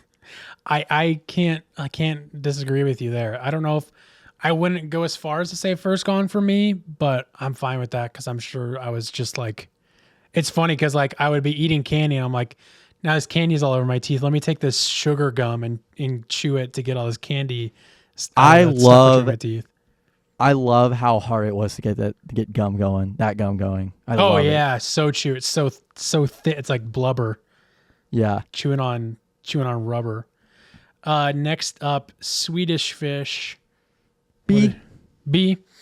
Yeah. I really like them. I used to really like Swedish Fish. For like a couple of years of my life, I Yeah. downed Swedish Fish. I feel the same way. I used to really Middle like school. them, and then I had them, and then I was like, yeah, these are good, but they're not like I like the smaller amazing. ones. I like the Halloween Sure. ones, but the big like normal packaging ones is Sure. like I can't get through a whole bag of this. I can't get through all of these. I would want to put them A, B. I'm okay with B though, if you want to put them there. All right, Blow Pops. B or Last Gone for me. I'm probably going Last Gone. If I'm Yeah. being honest, I'm cool with that. It's I could go ironic either because we way. put the gum at the top, but like Right, but it's like Blow Pop's a lot of work. You know what I mean? how many licks does it get? Oh wait, no, that's a Tootsie Pop. That's coming up. Okay. Okay, these cinnamon fireballs. Honestly, never got Never them got 'em. for Halloween, but I hate them. So, I never got them, but if I did, they would be straight in the trash. Okay, now this is going to be an interesting one because I have a really strong take about this next one. These are these fruity Tootsie Rolls. They're all different flavors of Tootsie Roll that aren't chocolate. So there's a lemon lime. I think it was a lemon, a lime, a lemon, like a strawberry or something. I don't remember that one that much. An orange, Orange and then the vanilla. best of all, vanilla. And they now finally sell vanilla Tootsie Rolls on their own. Those are the greatest thing of all time.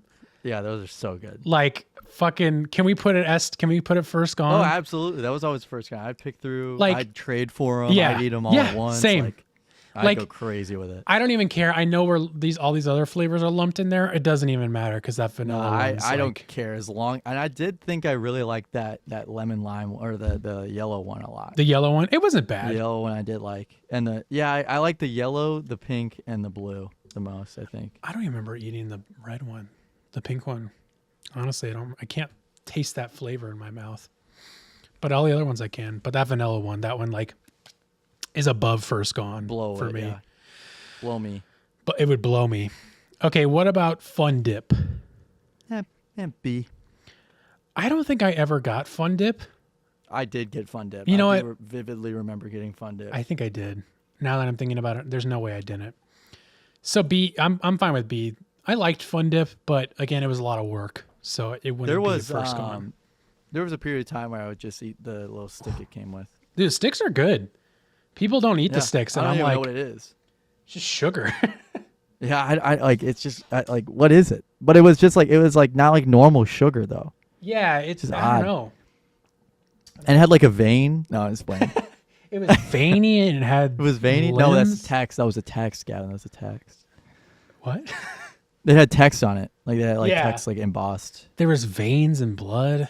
Yeah, shit was gnarly. So Tootsie Pops. Sorry, I keep popping on this pop filter. I don't know why. Tootsie Pops.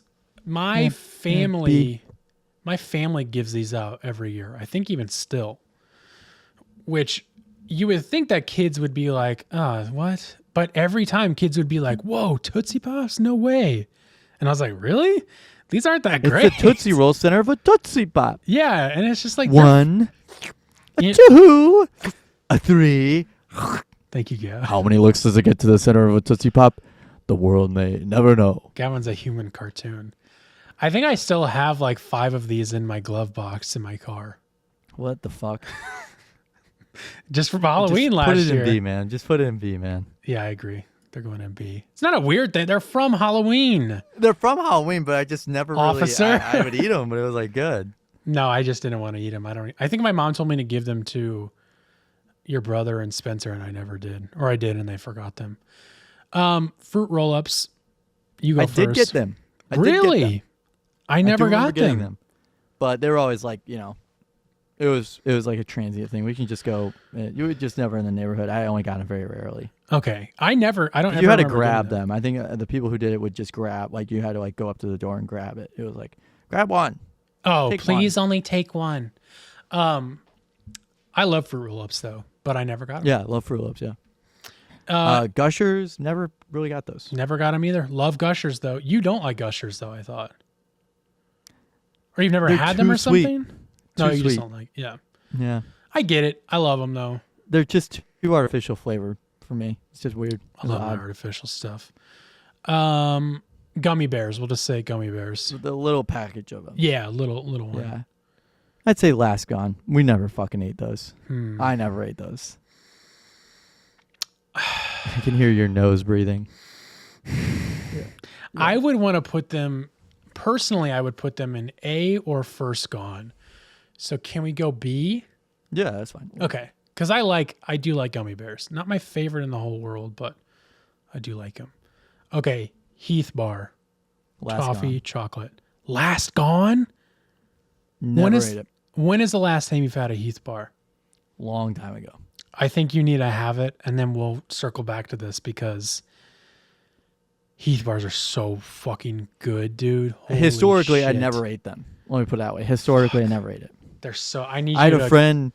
Shout out Rob. Anytime we out. would go to DQ after or Robbie, after every single like hockey game that he would have, or for some reason we would just go to DQ all the time with his family, and it was great. Sick. But he would always get the Heath Bar Blizzard, Okay. and I was always like, "What is that?" I'm gonna stick to my Oreo Blizzard and my M&M Blizzard. Right. I would never get that. I don't even know. Like I might. Like as a kid, I probably didn't care for Heath Bars that much. I think I gave them to my mom pretty often. But pretty recently, I got a real hankering for it, and I was like, "Fuck, these are so good." They're like fucking, like It's like coffee, right? It tastes like coffee. no toffee, Coffee. toffee, Coffee. toffee, Yeah. crunchy caramel. B. See, I'm fine with that only because We as can put them in A. No. Only because as a kid, that's probably where they would be for me, and haven't gone trick or treating recently, so it's not like I can't. I have to think about back trick or treating times. So I'm fine. B is fine. I would put them higher now, but then I probably would have no problem with that. All right, Butterfinger. I had a Butterfinger recently, very recently, actually. Kind of go A. I think as a kid, I would probably have no problem with that. Not a First Gone. Really, There like was them always now. something about it though, where I was like, "This is weird." Yeah, it it's would like- make my mouth feel weird. It really gets in your teeth. Yeah, it gets stuck. Yeah, it like cakes up. I had a king size one recently, and I was like, "There's just a lot in my mouth, and it's not going away." So I'm fine with A. Hot tamales, cinnamon, Mike and Ike's pretty much cinnamon chewy candies. Yeah, B. Oh Be man, your Last Gone. those are their Last Gone are honestly maybe to the trash for me. But I would say We'll go with Gone. Last Gone. Last Yeah. Gone with those. I don't think I ate them very often, but I agree. Okay, lemon heads, not the chewy Last Gone. ones. We're saying Last Gone. sucking ones. I agree with that. I love the chewy ones. Chewy ones are great, but the hard candy ones is a little too weird, so it's Last Gone. I agree. Okay, regular Tootsie Rolls, one of my dad's favorite candies, but not one of A mine. or B. A or B for me. I would want to go B. Yeah, we'll go B. Honestly, they would probably be Last Gone for me, but I would probably just give them to my dad if I'm being honest. But Yeah. I would go B. Okay, Jolly Ranchers. Last Gone. I'm not even gonna lie. Anytime that they would hand them in school, I was like, and even in for Halloween, it was like, I don't really want these. I love them. I love them. They're great, but I like the purple one a lot.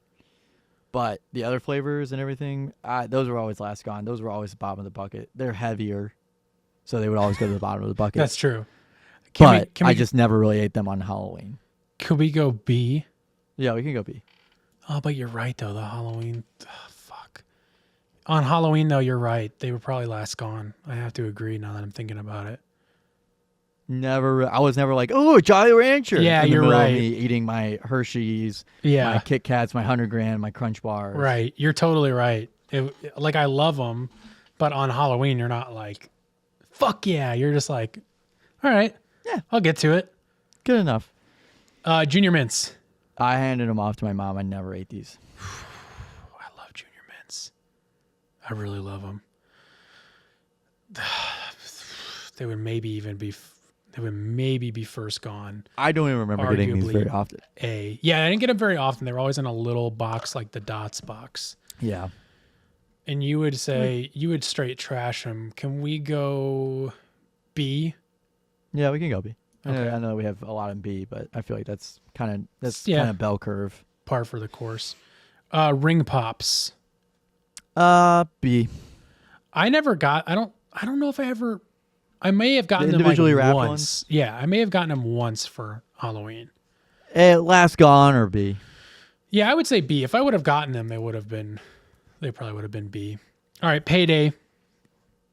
Last gone. I never ate these. Yeah, I don't even know if I ever got them for Halloween. I had a friend, same friend in 8th grade. That's weird. He keeps getting brought up. This was like his favorite candy bar, and I was like, why? It's not like great. It's kind of like a businessman candy. yeah. Because it's like the whole point of it was it was a candy bar that didn't have chocolate, so it wouldn't melt. Like that was the point of it. So like you could eat it in the summer or whatever. Toblerone. Never got them. Never got them for Halloween. Have an affinity for them now. I really like them, but I never got them as a kid. So actually, there is peanut M&Ms. I didn't know that was separate. So peanut M&Ms. A, B. Yeah, I would probably as a kid I would have put them last gone, maybe even straight to the trash because I wasn't a huge fan of them. I still am really not. Like they're good, but they're not like, oh my god, I need peanut M&Ms. It's like they're fine. They're whatever. They're probably like, honestly, they're probably under regular M&Ms for me. Like I probably like regular M&Ms more. Yeah, we'll go B. We'll go B with them. Okay. Go B with them. Yeah, because I don't remember eating them a lot, but whenever I get them, I'm like, I'll take other people's. Right. Mamba. Never had them. Like still? No, straight up, never. They're like bigger Starbursts. They're like now and laters, which we'll talk about in a minute. I never got them for Halloween, but I do like them now. Milk Duds. Last gone. Last gone. They were good. Yeah, they are. They were just always last gone. Yeah, you're probably right. I was probably the same way. I can maybe argue those going higher, but there's just something about the boxes. I would always go last gone. Really ate the boxes. The box ones were my favorites. Those would always be first because again, I just like the box for some reason. But yeah, I mean, Milk Duds are good, but they're another one that's like they really fuck up your teeth. I probably pulled out a cavity on one. I think I did. I think I did pull out a cavity with a Milk Dud once, if I'm remembering correctly. Milky Way. S, A tier, whatever. First gone. Very first. One of my favorites of all time as well. Now and laters. Never had them. I think I've only had them once. I don't even know if they still sell them, if I'm being honest. Yeah, I don't know. Never got them for Halloween. Okay. This is where there's a few weird ones. An apple. Never got it. Never got like fruit. I never did either. Fresh fruit. I never did either. That's too expensive almost. Yeah, but like I know people would get them because I remember people talking about it and I was like, I never ever got fresh fruit. Got apples. Ever. Let's just get the other weird one out of the way. A toothbrush? Did you ever get a toothbrush? I think maybe once. I think there was a dentist. There was a dentist in the neighborhood. I would shop trick or treat Halloween at. You know what? I had a dentist in my neighborhood too, but he would give out candy. They wouldn't give out toothbrushes. Let's see the damage. God. They weren't in our neighborhood. I forgot about that from Charlie's Chocolate Factory. Yeah. Yeah, never got him. Shout out Eli. He does that. My friend Eli. He does that quote like verbatim. And pretty well. Very well. Yeah, and he does it anytime I request it. I'd love to hear it sometime. Take a video of it. That gave me I forgot all about that moment in that movie. Let's see the damage. I wonder who played Chocolate. that. Oh, that was the guy who played Count Dooku. Yeah. I forgot about that. Yeah. All right, Raisinets. Straight into the trash. I never got them. I love Raisinets though. Yeah. Even as a kid, I liked them. Never had them then. Never really had them. Skittles. Last gone. What? Oh boy. And the little paper packages, last gone. Yeah. That's probably like an A for me. We'll go B. We'll go B. We'll go middle ground. I love Skittles. I got Skittles recently and they're all gone now. Smarties. Last gone. Yeah, last gone. I would even go straight in the trash, but arguably I probably did eat them many times. Starburst. Last gone. Really? I mean, I liked them, but it was always, again, last gone. I never ate them. Like, I would always hand them off. I never really liked them. I hated opening them up and then having to open up again and get a little paper thing with it. It was a lot of trash. And it wasn't. Even then, I was like, this is a lot of work. Now they would be first gone. Then I would probably go A so we can go B. Yeah. That's fine. Sugar Daddy. Is that the lollipop thing? It's a caramel lollipop. That's like a rectangle form shape. It's one of Last gone or never had? Yeah, I never had. I maybe had it once or twice in a Halloween. I really liked them, but I would usually give them to my parents because they were like, they loved them. Mm-hmm. So maybe we'll just go last gone, just because I don't know if I ever ate them. Candy corn, the most controversial Halloween candy I think ever. I never got them. I never got it, but I love it. I love candy corn. So I think for that reason, maybe I got it once. We got to go first gone, right? Yeah. Yeah. Candy corn's just because it's S tier. It's an elite. I'm glad that we both share an affinity for candy porn. Candy porn. Twix. First gone. Yep. Totally. Don't even need to discuss it. Warheads, the sucker ones. I agree. I do like them, but like, it would definitely be last gone. Whoppers. First gone. Really? First gone. Loved Whoppers as a kid. My grandpa would buy us those cartons. Yeah, yeah. For like Easter? But like we'd get them anytime we went over there. He'd get us a carton. See, as a kid, it wasn't until later on that I started liking them, but they were probably A or first gone. So yeah, I like A. I'm fine with first gone. York peppermint. Last gone. I never ate these. These were passed off to mom. Never ate them. They were probably an A for me, so maybe B again if that's fine. Yeah. Okay. Last one, the Zero Bar. Never had it. Never had it either. And you know what? It's my grandma's favorite candy bar, and I still have never had it. That's it, folks. I'm going to download this so I don't forget. But here we go. This is our total list. Let's go through all of them. No, I was kidding. Let us know what you think of this. I think there's a general kind of consensus. Yeah. Kind of trend with these is that the chocolate with stuff inside of it. For sure. Usually ranked higher. Definitely. But except save for Baby Ruth and Almond Joy. But a lot of the sour, sweet, sucker kind of like you had to work for it ones were last or B. Yeah. Yeah. I definitely agree. More the instant gratification. And we only have one straight in the trash, which I don't think I ever got, but we'll trash it. I'm fine with trashing it. Yeah, man. Let us know what you guys think of that at home.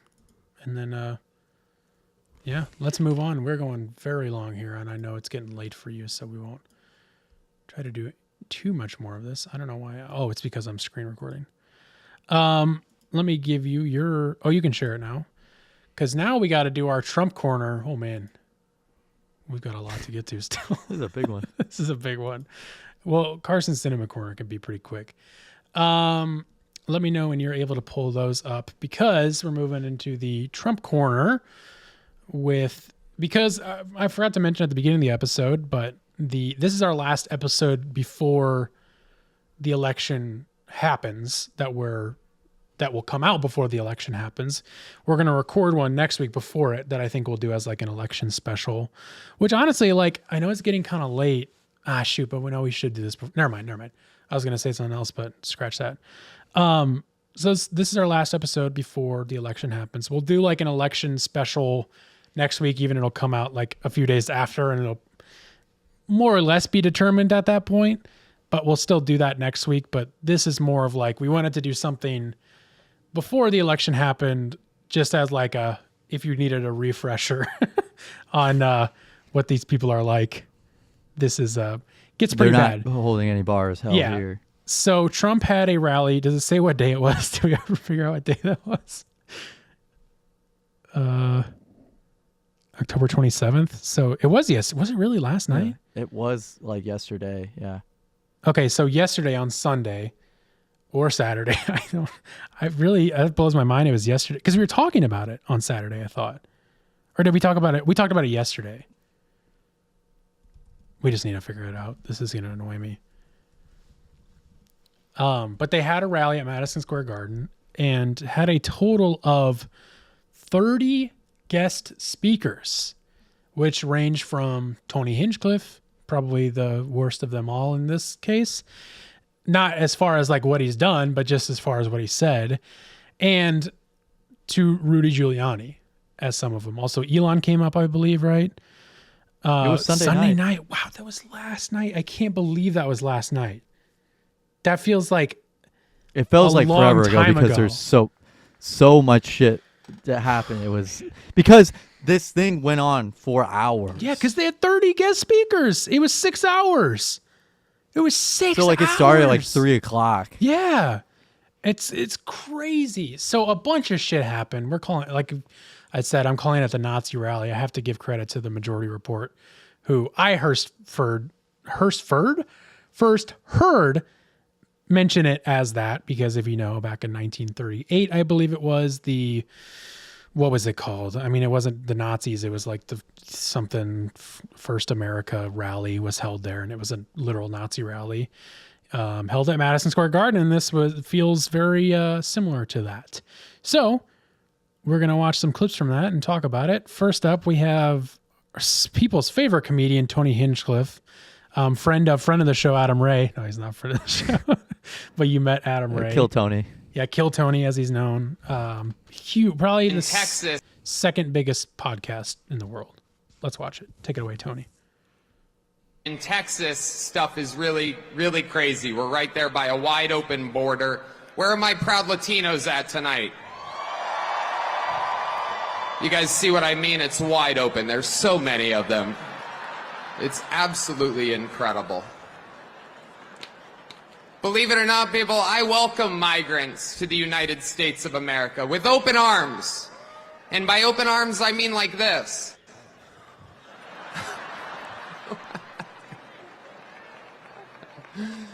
It's wild. And these Latinos, they love making babies too. Just know that. They do. They do. There's no pulling out. They don't do that. They come inside, just like they did to our country. Republicans are the party with a good sense of humor. It is absolutely wild times. It really, really is. And, you know, there's a lot going on. Like, I don't know if you guys know this, but there's literally a floating island of garbage in the middle of the ocean right now. Yeah. I think it's called Puerto Rico. Okay. All right. Okay. So that was Kill Tony. Yeah, there we go.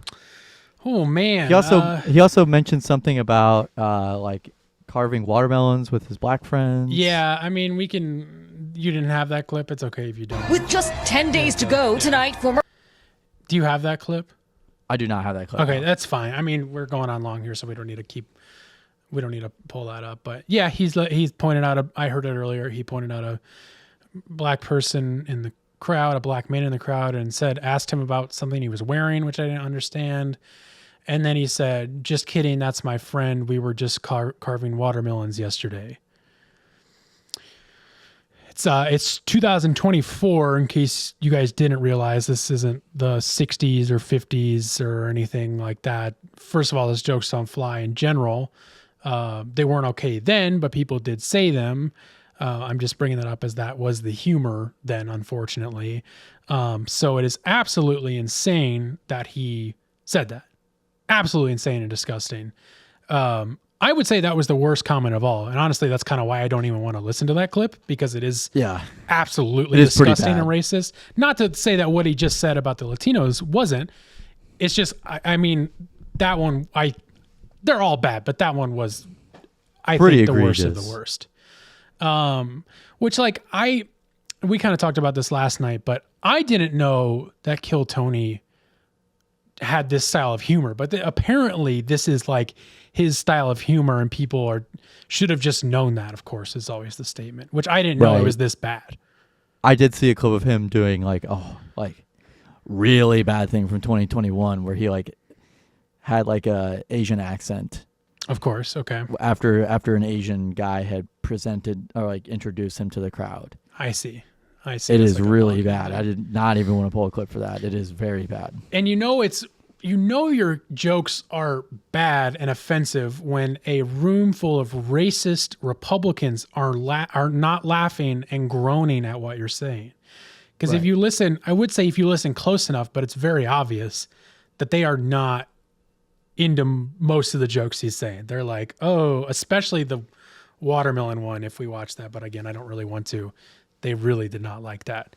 Because of course they don't. The Latinos and black people make up a pretty big, I mean, they make up a decent size majority of people who are going to vote for Trump are Republicans.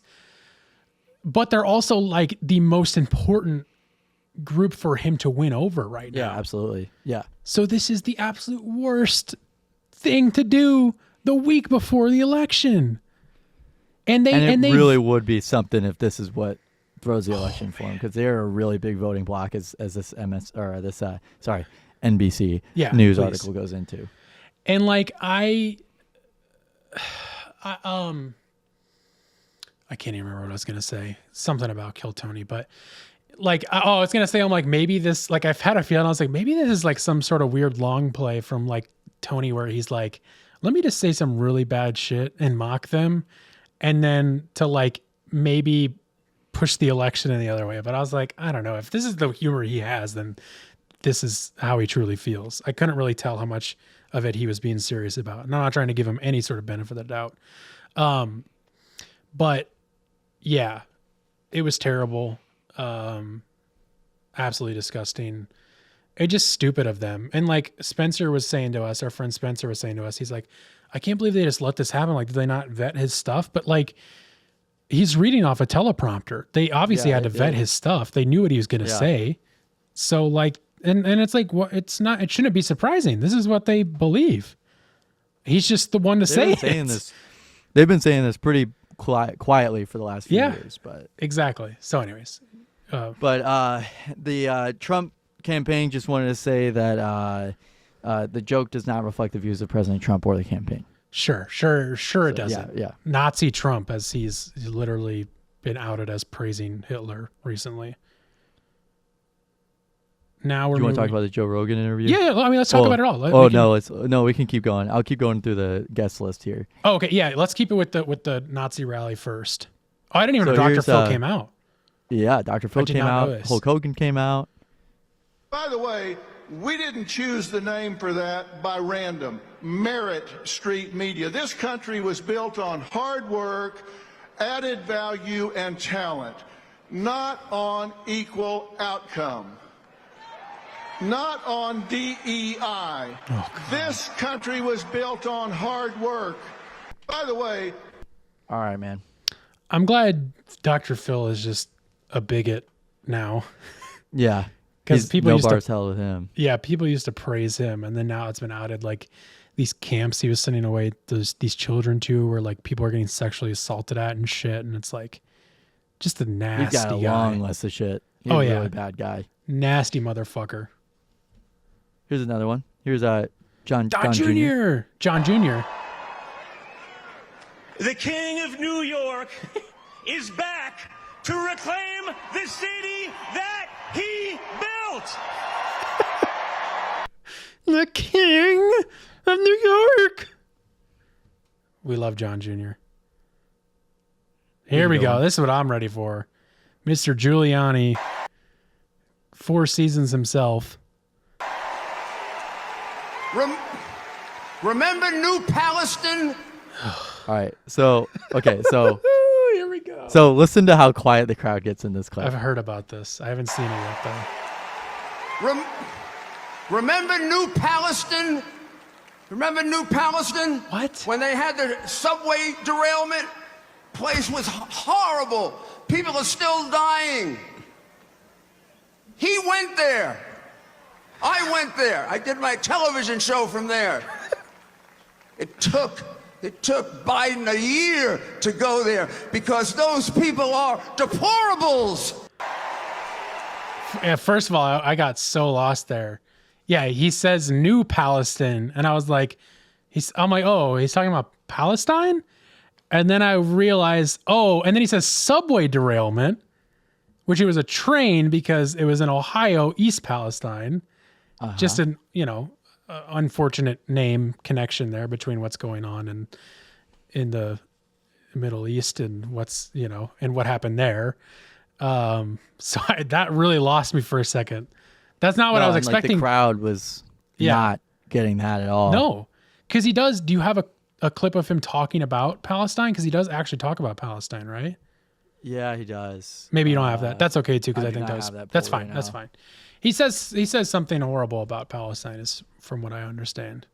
That's what I was expecting. Oh, here we go. Let's just do it. Hamas is not there for us. Iran is not there for us. They want to kill us.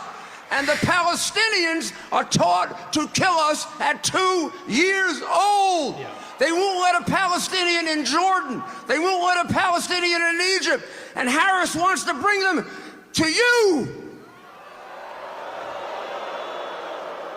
They may have good people. I'm sorry, I don't take a risk with people that are taught to kill Americans at 2. I'm on the side of Israel. You're on the side of Israel. Donald Trump's on the side of Israel. And they're on the side of the terrorists. How do you teach a 2-year-old to kill someone, to kill Americans? I don't think a 2-year-old knows what that means. Right. So where is he getting that info from? Also, given the history that happened post 9/11. Right. Exactly. No, it's just causing more anti-Muslim ideology to be okay to be spread because of what's happening, because of Hamas, which is a terrorist group doing terrible things. Same with Israel, which Israel is way worse. We don't have to get into all that. But to say that is terrible. And they know what they're doing. They did it. Bush did it. It's just keeping up with the Republican rhetoric. So this is going to be a audio clip I want you to pull. Okay. There's no place in America the president shouldn't be able to come. I love it. That's so good. There's no place in America the president shouldn't be able to come. I will definitely pull that for a sound bite. I love that. God, we talk about Trump's teeth a lot, but Rudy's teeth sound way worse. Yeah, it is bad. Try to be able to come. Oh, Rudy, baby. Oh, poor Rudy, baby. I feel so bad for him. No, I don't. I feel so bad for the former mayor of New York during 9/11. America's mayor, Gavin. Yeah, right. Sorry. Call him what he is, or I'll keep sending you videos of him in that restaurant in New Jersey. Fuck. So are we moving on to Rogan now? Yes. All right, set that up. So Trump went on Joe Rogan quite a few years after Rogan said he would never have Trump on. He didn't ever want to help him. Yep. He said last year, I think he said he'd never have him on. In 2019, he said he'd never have him on.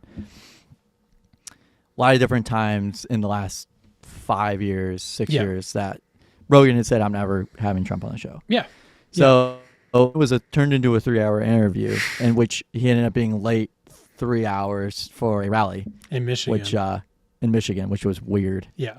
Very odd vibes there, but I don't think he came on until 11, maybe 10 o'clock.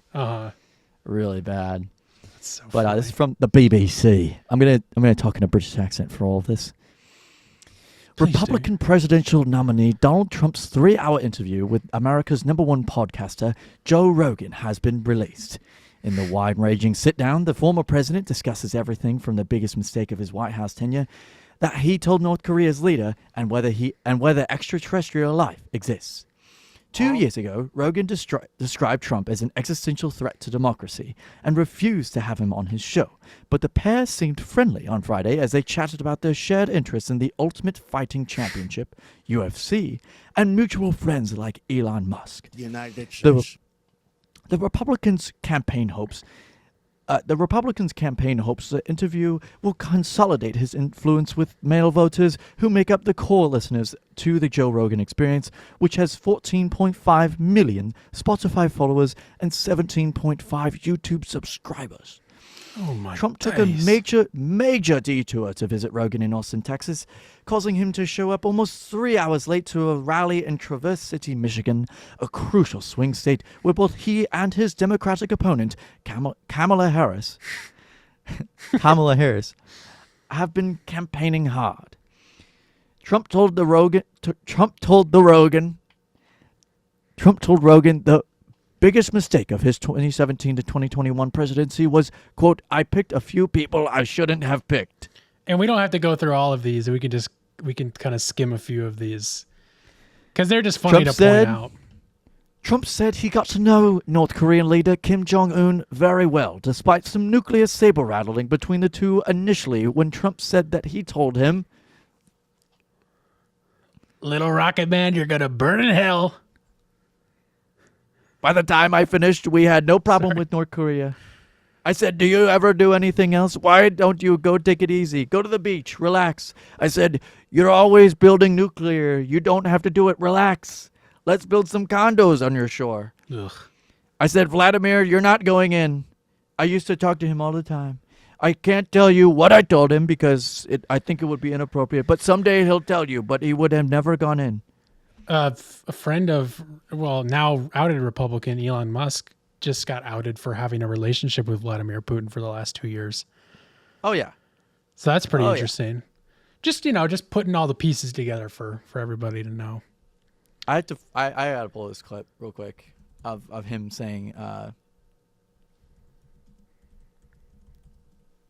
that he lost. Yeah. Right. And all of a sudden, I'm standing in the White House. And it was very, very surreal. That room was so beautiful to me. Much more beautiful than it actually is. What? Hold on, here it is. I don't have to go any further than that. Rigged, robbed, and stolen. They wouldn't give access to this stuff. We could go into the ballots, or we could go into the virtual. Hold on, I gotta find it. Sorry. Approval to do that. Anything.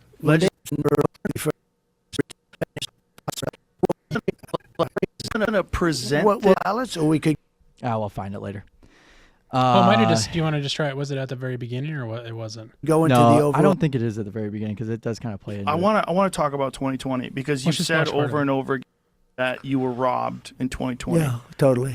How do you think you were robbed? Everybody always cuts you off. I'm going to allow. Well, they not only cut you off. Well, what I'd rather do is we'll do it another time, and I would bring in papers that you would not believe. So many different papers. Maybe try that one below. Try that one crooked. below it. Yeah. Right. They say that made. I don't believe it's this much, but it doesn't have to. I lost by I didn't lose, but they say I lost, Joe. They say I lost by 22,000 votes. He's like, Joe. He's reeling him in. Joe, edit that, please. There's nothing else. Can I read this last one? Because this is my favorite. Yeah. There's a few others. This is just like key points of it. So Trump said his health is unbelievable. He said, "I was never one that could run on a treadmill when passing a physical, or run on a treadmill. When passing a physical, they asked me to run on a treadmill and they make it steeper and steeper and steeper. And the doctor said," it was at Walter Reed Hospital. They said, "It's unbelievable. I'm telling you, I felt I could have gone all day."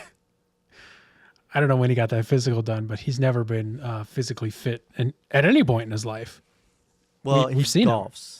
Yeah, he said he golfs because he finds being on the treadmill boring, which is funny saying that. Comparing that to golf. So that's the Trump corner for the week. He also wants to get rid of the Department of Education. So yes, thank you. Let that be known. That's something I feel like enough people aren't talking about, which they really he wants to get be. rid of the Department of Education. There was someone who I was talking with, and you'll know who I'm talking about in a second. Yeah. Who I really... He wants to get rid of the Department of Education. I'm just going to keep saying that. Yeah. I don't think you understand. Like, I don't think anybody understands just how fucking crazy that is. Yeah. One, I was telling you guys yesterday about someone who told me they voted for him. Yeah. And I really wish I would have mentioned that to them because I think it would have resonated with them for a reason. I think you maybe understand if you know what I'm talking about. I think I do know what you're talking about, Yeah. but I can't be too sure. I'll tell you after and you'll be like, oh. And No, I do. No, I do know, but I just don't want to. I just don't want to. No. You know, just don't want to play into it. I just wish I would have said that to them because I forgot about that because that is really important. What was it again? Can you say it one more time for me, Gavin? He wants to what? Trump wants to get rid of the Department of Education. Right. That's right. I forgot about yeah, that. he wants. Yeah, that's on his website. Interesting. It's also. I'm not going to go there. Actually, fuck it. I'm going to go there. I'm going to say this real quick because I don't give a fuck. I'm going to be vague, but whatever. I have heard pastors, preachers, whatever you want to call them, in churches say, like, put down public schooling because it's not godly. And, like, I don't think that's why Trump wants to get rid of public schooling because it's more of a money thing and he doesn't give a shit about God. He'll act like a Christian, but he's a fake fucking Christian. But I just want to put that out there that, like, it's the church is pushing for it. It's the money aspect of it. Like, this is rhetoric I've heard for quite some time now. That, like, we are going to close the Department of Education in Washington, D.C. and send it back to the states where it belongs and let the states run our educational system as it should be run, which is currently how it is being run. Yes.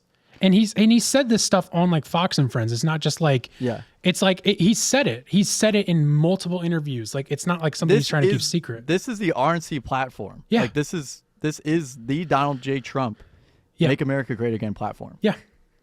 That's great. It's insane. If anybody votes for him, like, how do you, like, that of all things, like, there's many other things, but, like, that, how many of you fuckers have went to public school and your parents who can't afford to send you to private school relied on that? It is so fucking important. How can you vote for this fucker? Like, and for any reason, especially that. I cannot believe it. The Department of Education, especially at a federal level, more decides where to send money to. Yes. He also said that he would close schools that don't teach what he wants them to teach. Yep. Yeah. Yeah. Again, he said that on Fox and Friends. Like, he went, or like Good Morning, not Good Morning America, but one of the Fox Good Morning shows. Yeah. Right? He went on there and said that. Yes. So, like, if you're a parent, if you're someone that's kind of like on the fence about, like, like, do I want my kid to be sent to a private school or, like, charter schools? I think is like a big that's a big platform here. Yep. Like, you didn't mention it here, but charter schools are like a big thing that Republicans are pushing for. Yeah. And, like, choice. Yeah. School choice. Yes. The public, let me put it this way: your tax money is already going to be used for public school systems. In a very small amount of it is. Yeah. Like, teachers are not being funded enough at all. Yeah. At all. But look at the police force. I won't even go there, but I felt like Trump when I did it. I won't even go there, but I will mention it. I just wanted to point that out. He's trying to close the Department of Education, so let that be known to any teachers that I know, to any future educators that I may know. Previous educators. He's trying to close the Department of Education. So, and I know that it's done at the state level already, but Department of Education going to be gone under Trump. Yep. No, I'm really glad you pointed it out because that's something I wanted to talk about but forgot to mention.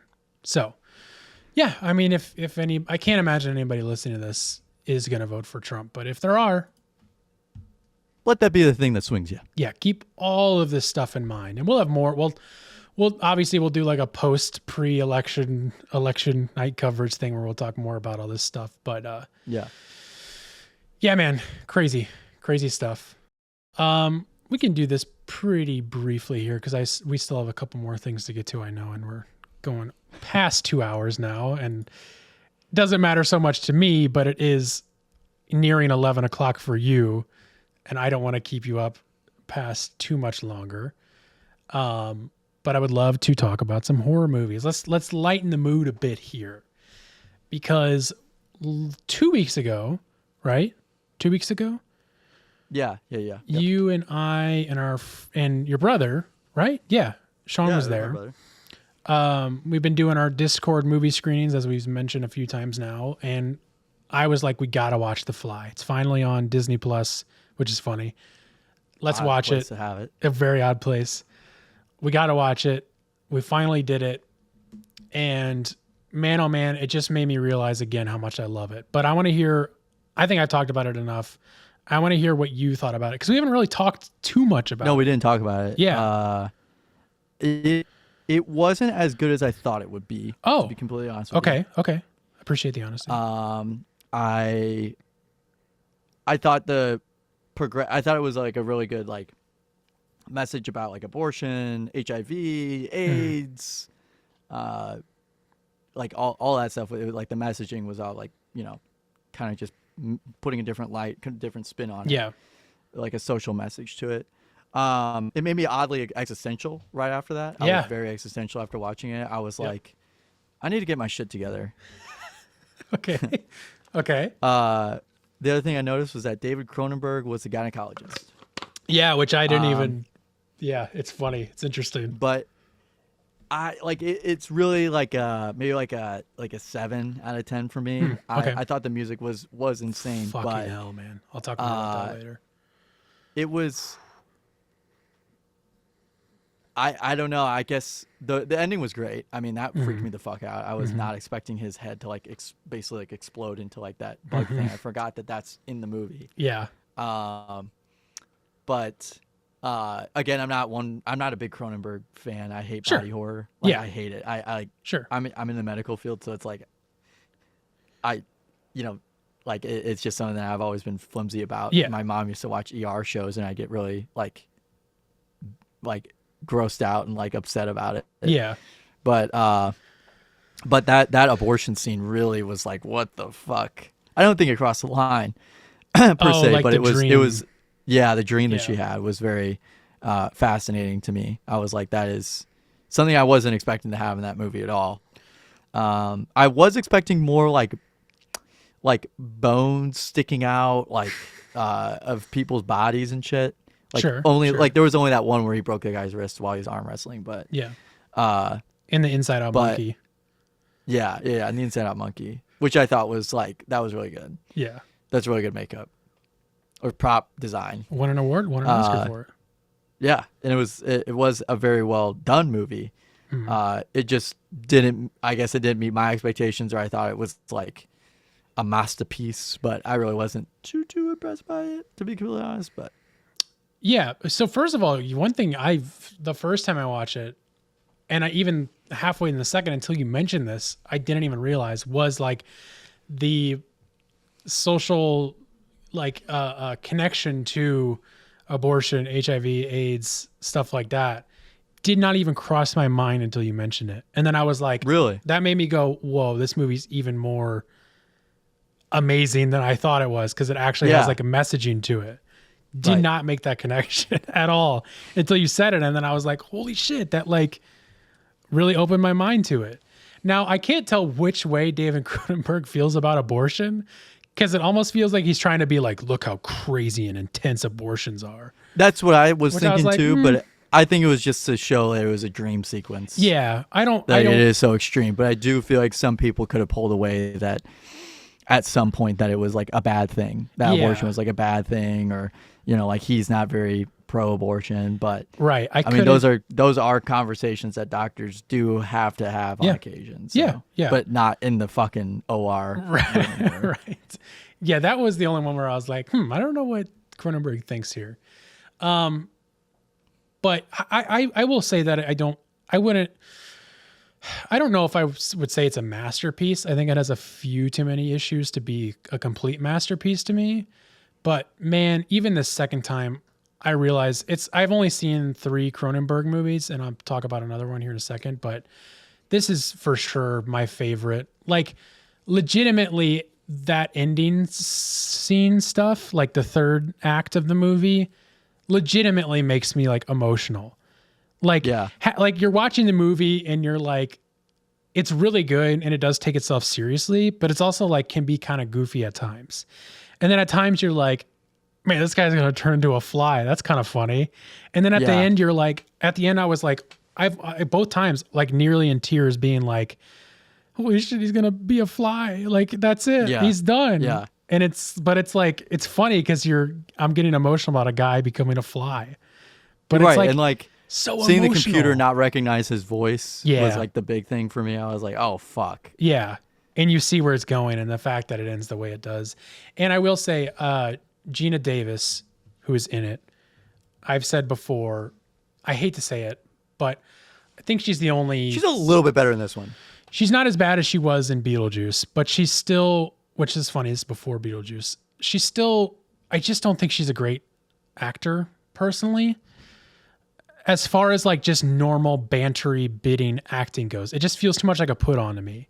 But I will say she is an amazing emotional actor. When she is crying and sobbing and screaming about him. It feels real. It feels real. Like I was like, yeah. Like that's why I got so emotional is because of her acting there.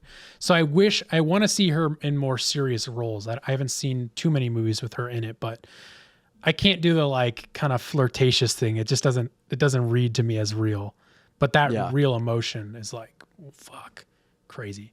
Love that movie. Like you said, the soundtrack, I'm recommending it this week. I'll just say it. So fucking good. Howard Shore. The guy who plays like her boyfriend in that, or like her ex-boyfriend, is the most generic looking person I've ever seen play a major role before. Yeah. I've literally, like, I mean, I think the guy who's in Trap is also a very generic guy too, by M. Night Shyamalan. Yeah, I know whatever his name is, because he's in Oppenheimer, and I'm like, this is a very generic guy. Yeah, just a white guy. If I could pull an actor out of Hollywood, it would, an average guy, it would be that guy. Yeah. Hey, we need an no average Bradley white Cooper. guy. He's no John Travolta. Yeah. But it's just an average white guy. He's no maestro. But that is who that guy was, because he was like an average 80s businessman with a beard. For sure. Like, I was like, he played that role well. Yeah, he did what he was. Jeff Goldblum did play like a hopped up guy on Life. And Jeff Goldblum, I guess I was more with the makeup. I was kind of more expecting like, I guess it was pretty quick. But I wasn't expecting like this really grotesque kind of burn. I was expecting him to like grow wings and shit. Oh yeah. Well, that's why I think it like that's where it feels like it takes itself seriously. Is it like becomes more of a creature, disgusting monster than like he's actually turning into a fly, like a cheesy movie. But yeah, Jeff Goldblum cannot play anybody but himself. But yet he somehow plays this role so well, because I think they had like altered his voice and stuff But he's still like, it's Jeff Goldblum. Like it's unrecognizably, or not unrecognizably Jeff Goldblum, but somehow he does amazing in this for what he does. I mean, he's so good in it. But yeah, I'll talk about the music later. But then so these are movies I watched, so I'll just knock them out real quick, unless you had more to say about The Fly. No, it just made me extremely like existential after that. It was like 3 a.m. and I was like, I need to start studying for the NAPLEX. Yeah. Made you think. Yeah, because it's not like, it is a horror movie, but it's like very dramatic. It's like a dramatic horror. Like it's not so scary, but it's more like you said, just existential, which is like how I think most Cronenberg films are, from what I can tell. Again, I've only seen 3, which, speaking of, I, in bits and pieces, finally finished watching David Cronenberg's film that came out right after The Fly called Dead Ringers, which stars, what's his name? Jeremy Irons, who I don't know if I've ever seen him in any movie, but he's so good. He's such a good actor. And this movie, watching it, made me realize... I forgot about him. Yeah, it made me realize that I think Cronenberg is one of my favorite directors of all time. I think he is. I love Scanners. That's like Scanners and The Fly are like tied for first as of right now. Dead Ringers is great.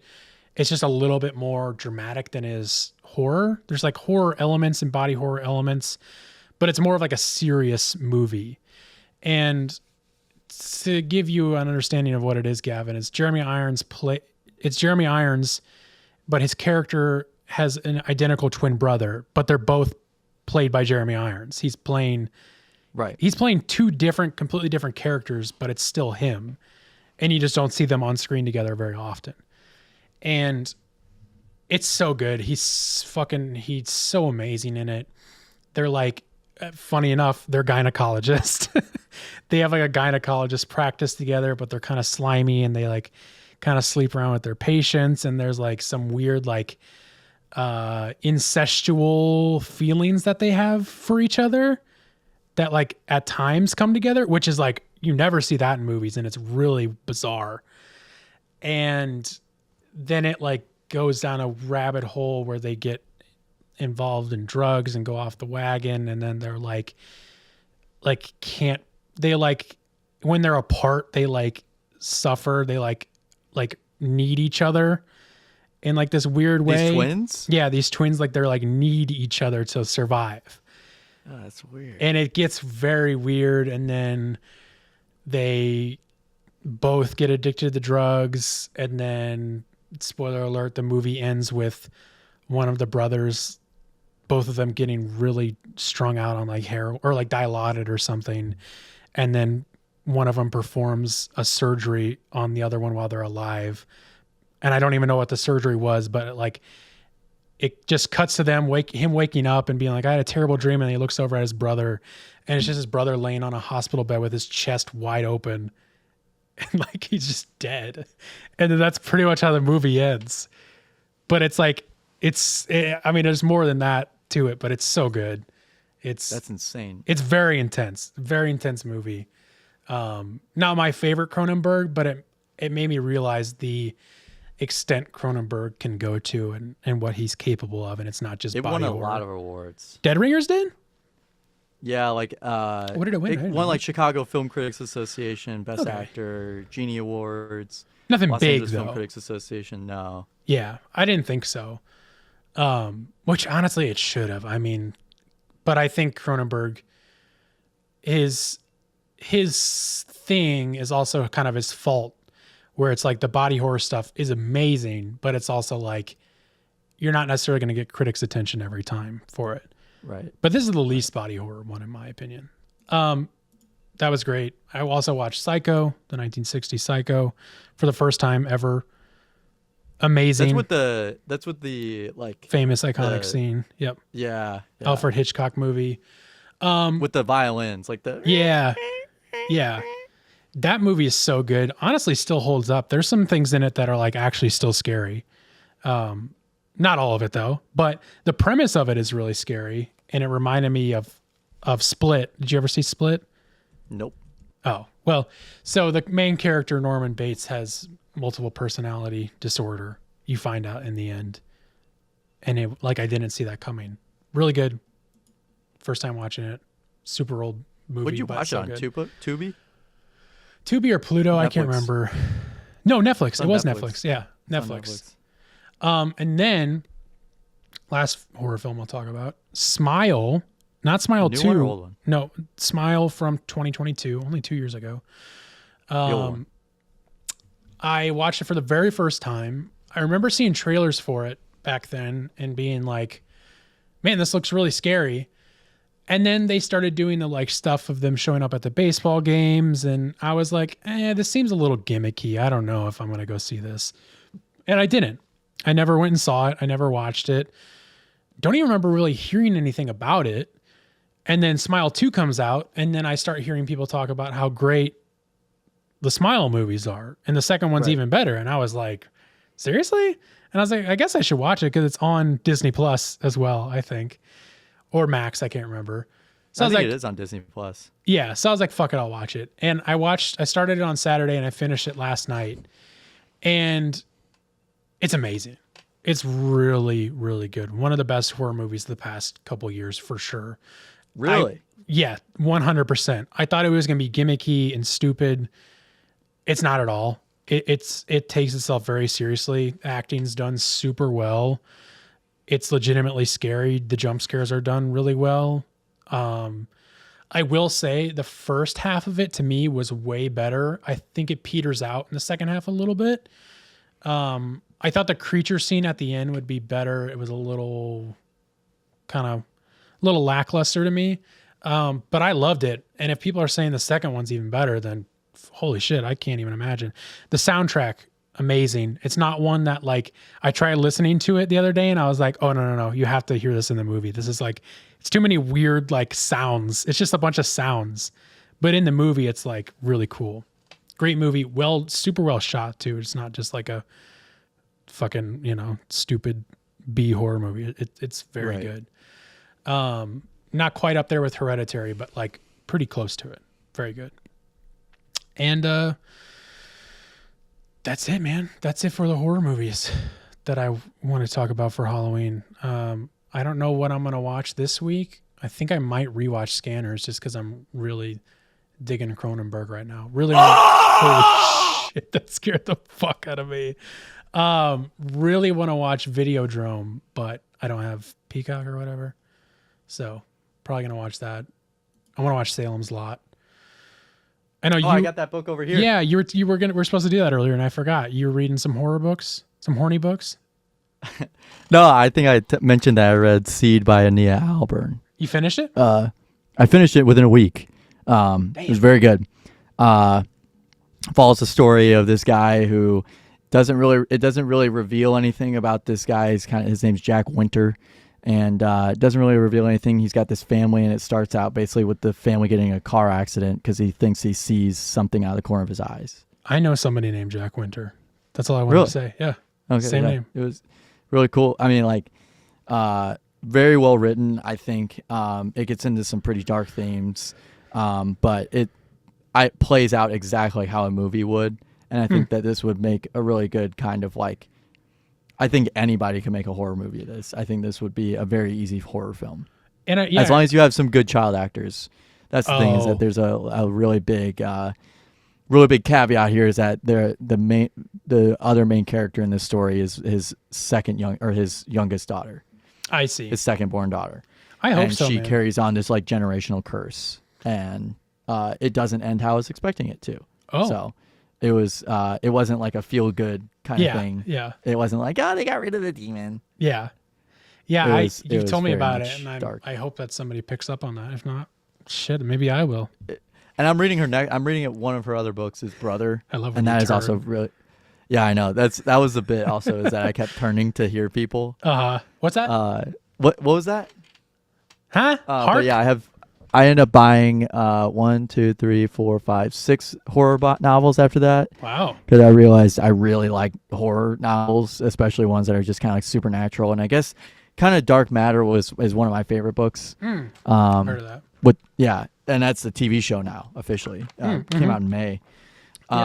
But I did buy Salem's Lot because I heard that is also very good. You'll have to let me know. Yeah, I think I'm gonna watch it this week. I bought Strangers by Dean Koontz, Brother by Ania Alburn, A Head Full of Ghosts by Paul Tremblay, Black River Orchard by Chuck Wendig, which is like these apples that grant people's wishes, but they like, it's like small wishes at first, and then people get like insane, like get pretty fucking crazy with it. I've heard. Okay. Salem's Lot, and then NOS 4A2, which is also a TV show on Hulu, I think. Okay. And that one's like, these people get picked up by this like 1930s like Rolls Royce, and it teleports them to like a torture chamber or something like that. What the fuck? So it's like something along those lines where none of it's too crazy. Strangers is like, there's like 3 people across the United States that all experience like the same thing, and it brings them to a single point. It's based, that's what the horror movie's based. There's a Strangers horror movie. Is that the same thing? Yeah, it's the same one. Okay. I haven't seen that. Yeah. Oh, that might be what I watched this week too. Yeah, but if you can tell that no, you can't tell. This book is no, you can't tell. This book is quite used. Oh, you went to bought half it price.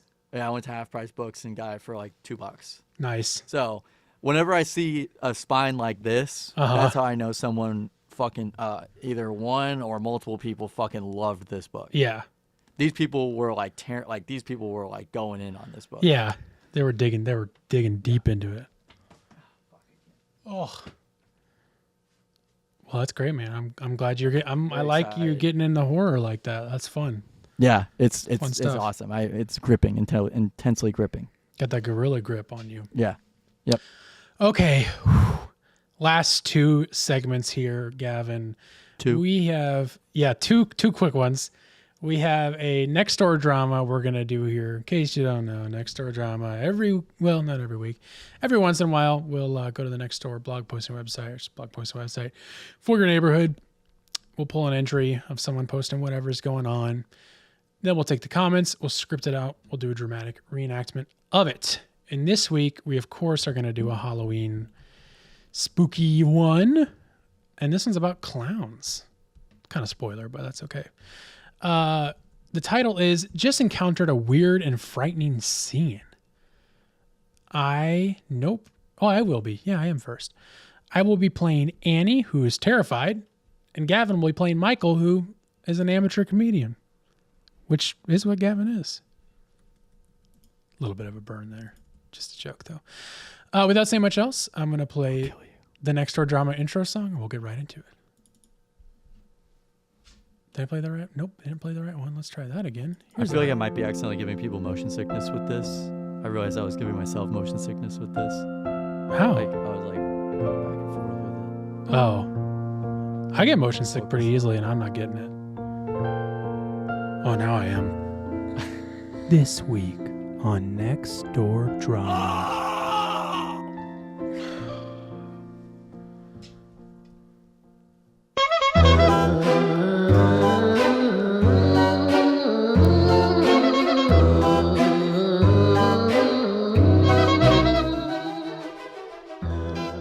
Beware of people driving around in legit clown costumes and trying to start road rage today. Just encountered a weird and frightening scene on 94 West. A lady in a red wig, white makeup, and red and white polka dotted dress getting out of her van trying to start stuff. I gotta ask about the clown costume. Surely you can't be serious. There's an obvious response to that last sentence. No, I am serious. The lady has white clown makeup on, a red pipey long stocking wig, and red and white polka dot dress. Red dress. Thanks for the update. What a clown! Clown face emoji. And BTW. Obviously, you are not a fan of Airplane. YouTube link to YouTube clip. I am serious. And don't call me Shirley. She was probably a cheerful yet psycho clown on her way to a kid's party. She sounds delightful. LOL. Arthur Fleck liked this post. If you know, you know.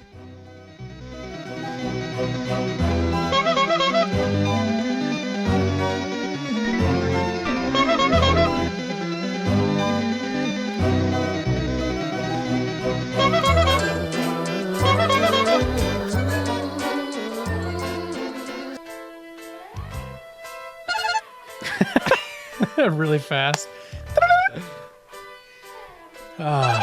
Honestly, we're both amateur comedians there, if I'm being completely real. It's a ringtone now. Nokia ringtone. Yeah, this person really trying to make sure their joke was sold about Airplane. Yeah. 40-year-old movie or whatever, 50-year-old movie at this point. Yeah, it's getting up Great there. movie. Love that movie. Yeah, great movie. Do not get me wrong. Yeah, but really trying to make sure that reference was hammered home. We get it, man. You watched it. We get it, man. Yeah. Nothing else more to say. Pretty interesting that there was clowns trying to start road rage, though, if we're being real. I doubt it was that, but probably you never know. Can you make it really fast for me? Yeah, I got you. Here you go. Please. 2.1 speed. Pretty good. Where you go? All right, last segment of the day that we do every single week in this almost 3-hour-long Halloween special. Hope you guys enjoyed it. We are going to be doing our Whatcha Listening To segment, which is where Gavin and I recommend a song, album, or artist we've been listening to in the past week. And we're going to be both doing some Halloween-centric things. Gavin, what are you recommending? It's so funny because I realized how much I talk about this band, but I never listened to their music. Okay. It's not really. It's like kind of scary music. It's not. Yeah. Like, it's not like Halloween, but it's it's kind of, it can be dark, Spooky. Yeah. Dreadful music. I'm listening to Cool World by Chat Pile. That's their new album? That's their new album, and I did listen to it. And that first song on the album fucking slaps. It is a very good song. It got stuck in my head. It's a very good song. Stuck in my head. I Am Dog Now goes so hard. I love that name. It's such a good song. The whole album is obviously as dark, and it's a little bit lighter than what I thought it was, but it is definitely still as dreadful as ever. I definitely get more of like Deftones vibes with this one. Oh shit, I'm gonna really like this then, because I like. Should be pretty good. But the 2022 album, I think at that time I was not into any type of metal music, so it was really hard for me to listen to. Yeah, but I was like, this makes me want to like die. I was like, this is very dreadful music. Yeah, Chat Pile's super aggressive. His voice is just so like dreadful. Yeah, it just carries so much weight, and it's like, oh my god. Yeah, it's like a drudge. You actually exposed me to them first, and I listened to them a few times, and it wasn't really for me. But the way you're selling, I keep seeing it pop up in my recommended, and I just haven't listened to it yet. But I 100% will. Every time I try to share a clip with someone, I'm like, see, it's like too much. And I'm like, well, no, this is kind of sounds like Deftones, but I like it. I'm going to have to hear it. Yeah. I'll listen to it after this with you. Yeah. Not all of it, but. Right. We'll have to be kind of quick because I have not eaten dinner, still to make dinner and edit clips. So. Fuck yeah. We'll have to be a little quick. I do want to recommend two things. We don't have to post. Well, we don't have to post both of them, but I have to do two. I can't remember if I ever recommended the Fly soundtrack. I may have, not that long ago. I think I did. But since we watched it, I have to recommend it again because fucking hell, it's so good, dude. It's beautiful. It's so crazy that this is for a body horror movie. So crazy that Howard Shore has done the music for every David Cronenberg film pretty much. I don't know when that started. But in case you don't know, Howard Shore went on to do Lord of the Rings, The Hobbit, like, his music. Epics. Epic. And his soundtracks for David Cronenberg's films are just as epic, if not even more. But fucking hell, it's so beautiful and I love it. I mean, if you can find the full soundtrack, listen to it, but especially just listen to that opening theme.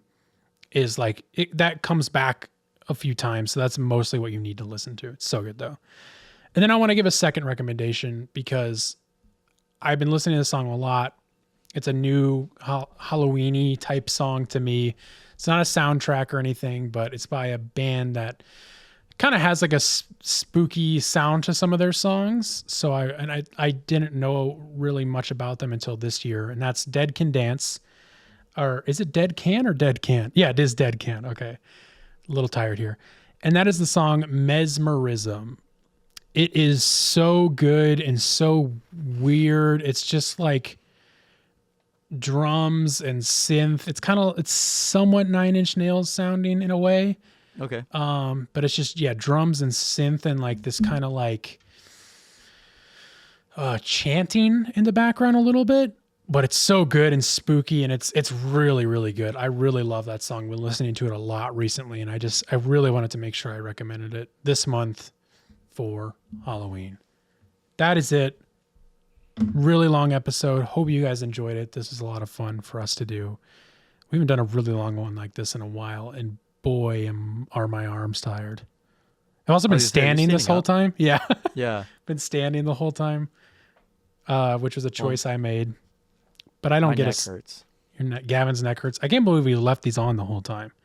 Yeah, I really wanted to take it off, and I'm like, I got to keep it on now. It's for the bit. Yeah, I wanted to take this off right away, and then now I'm like, it's just become a part of me.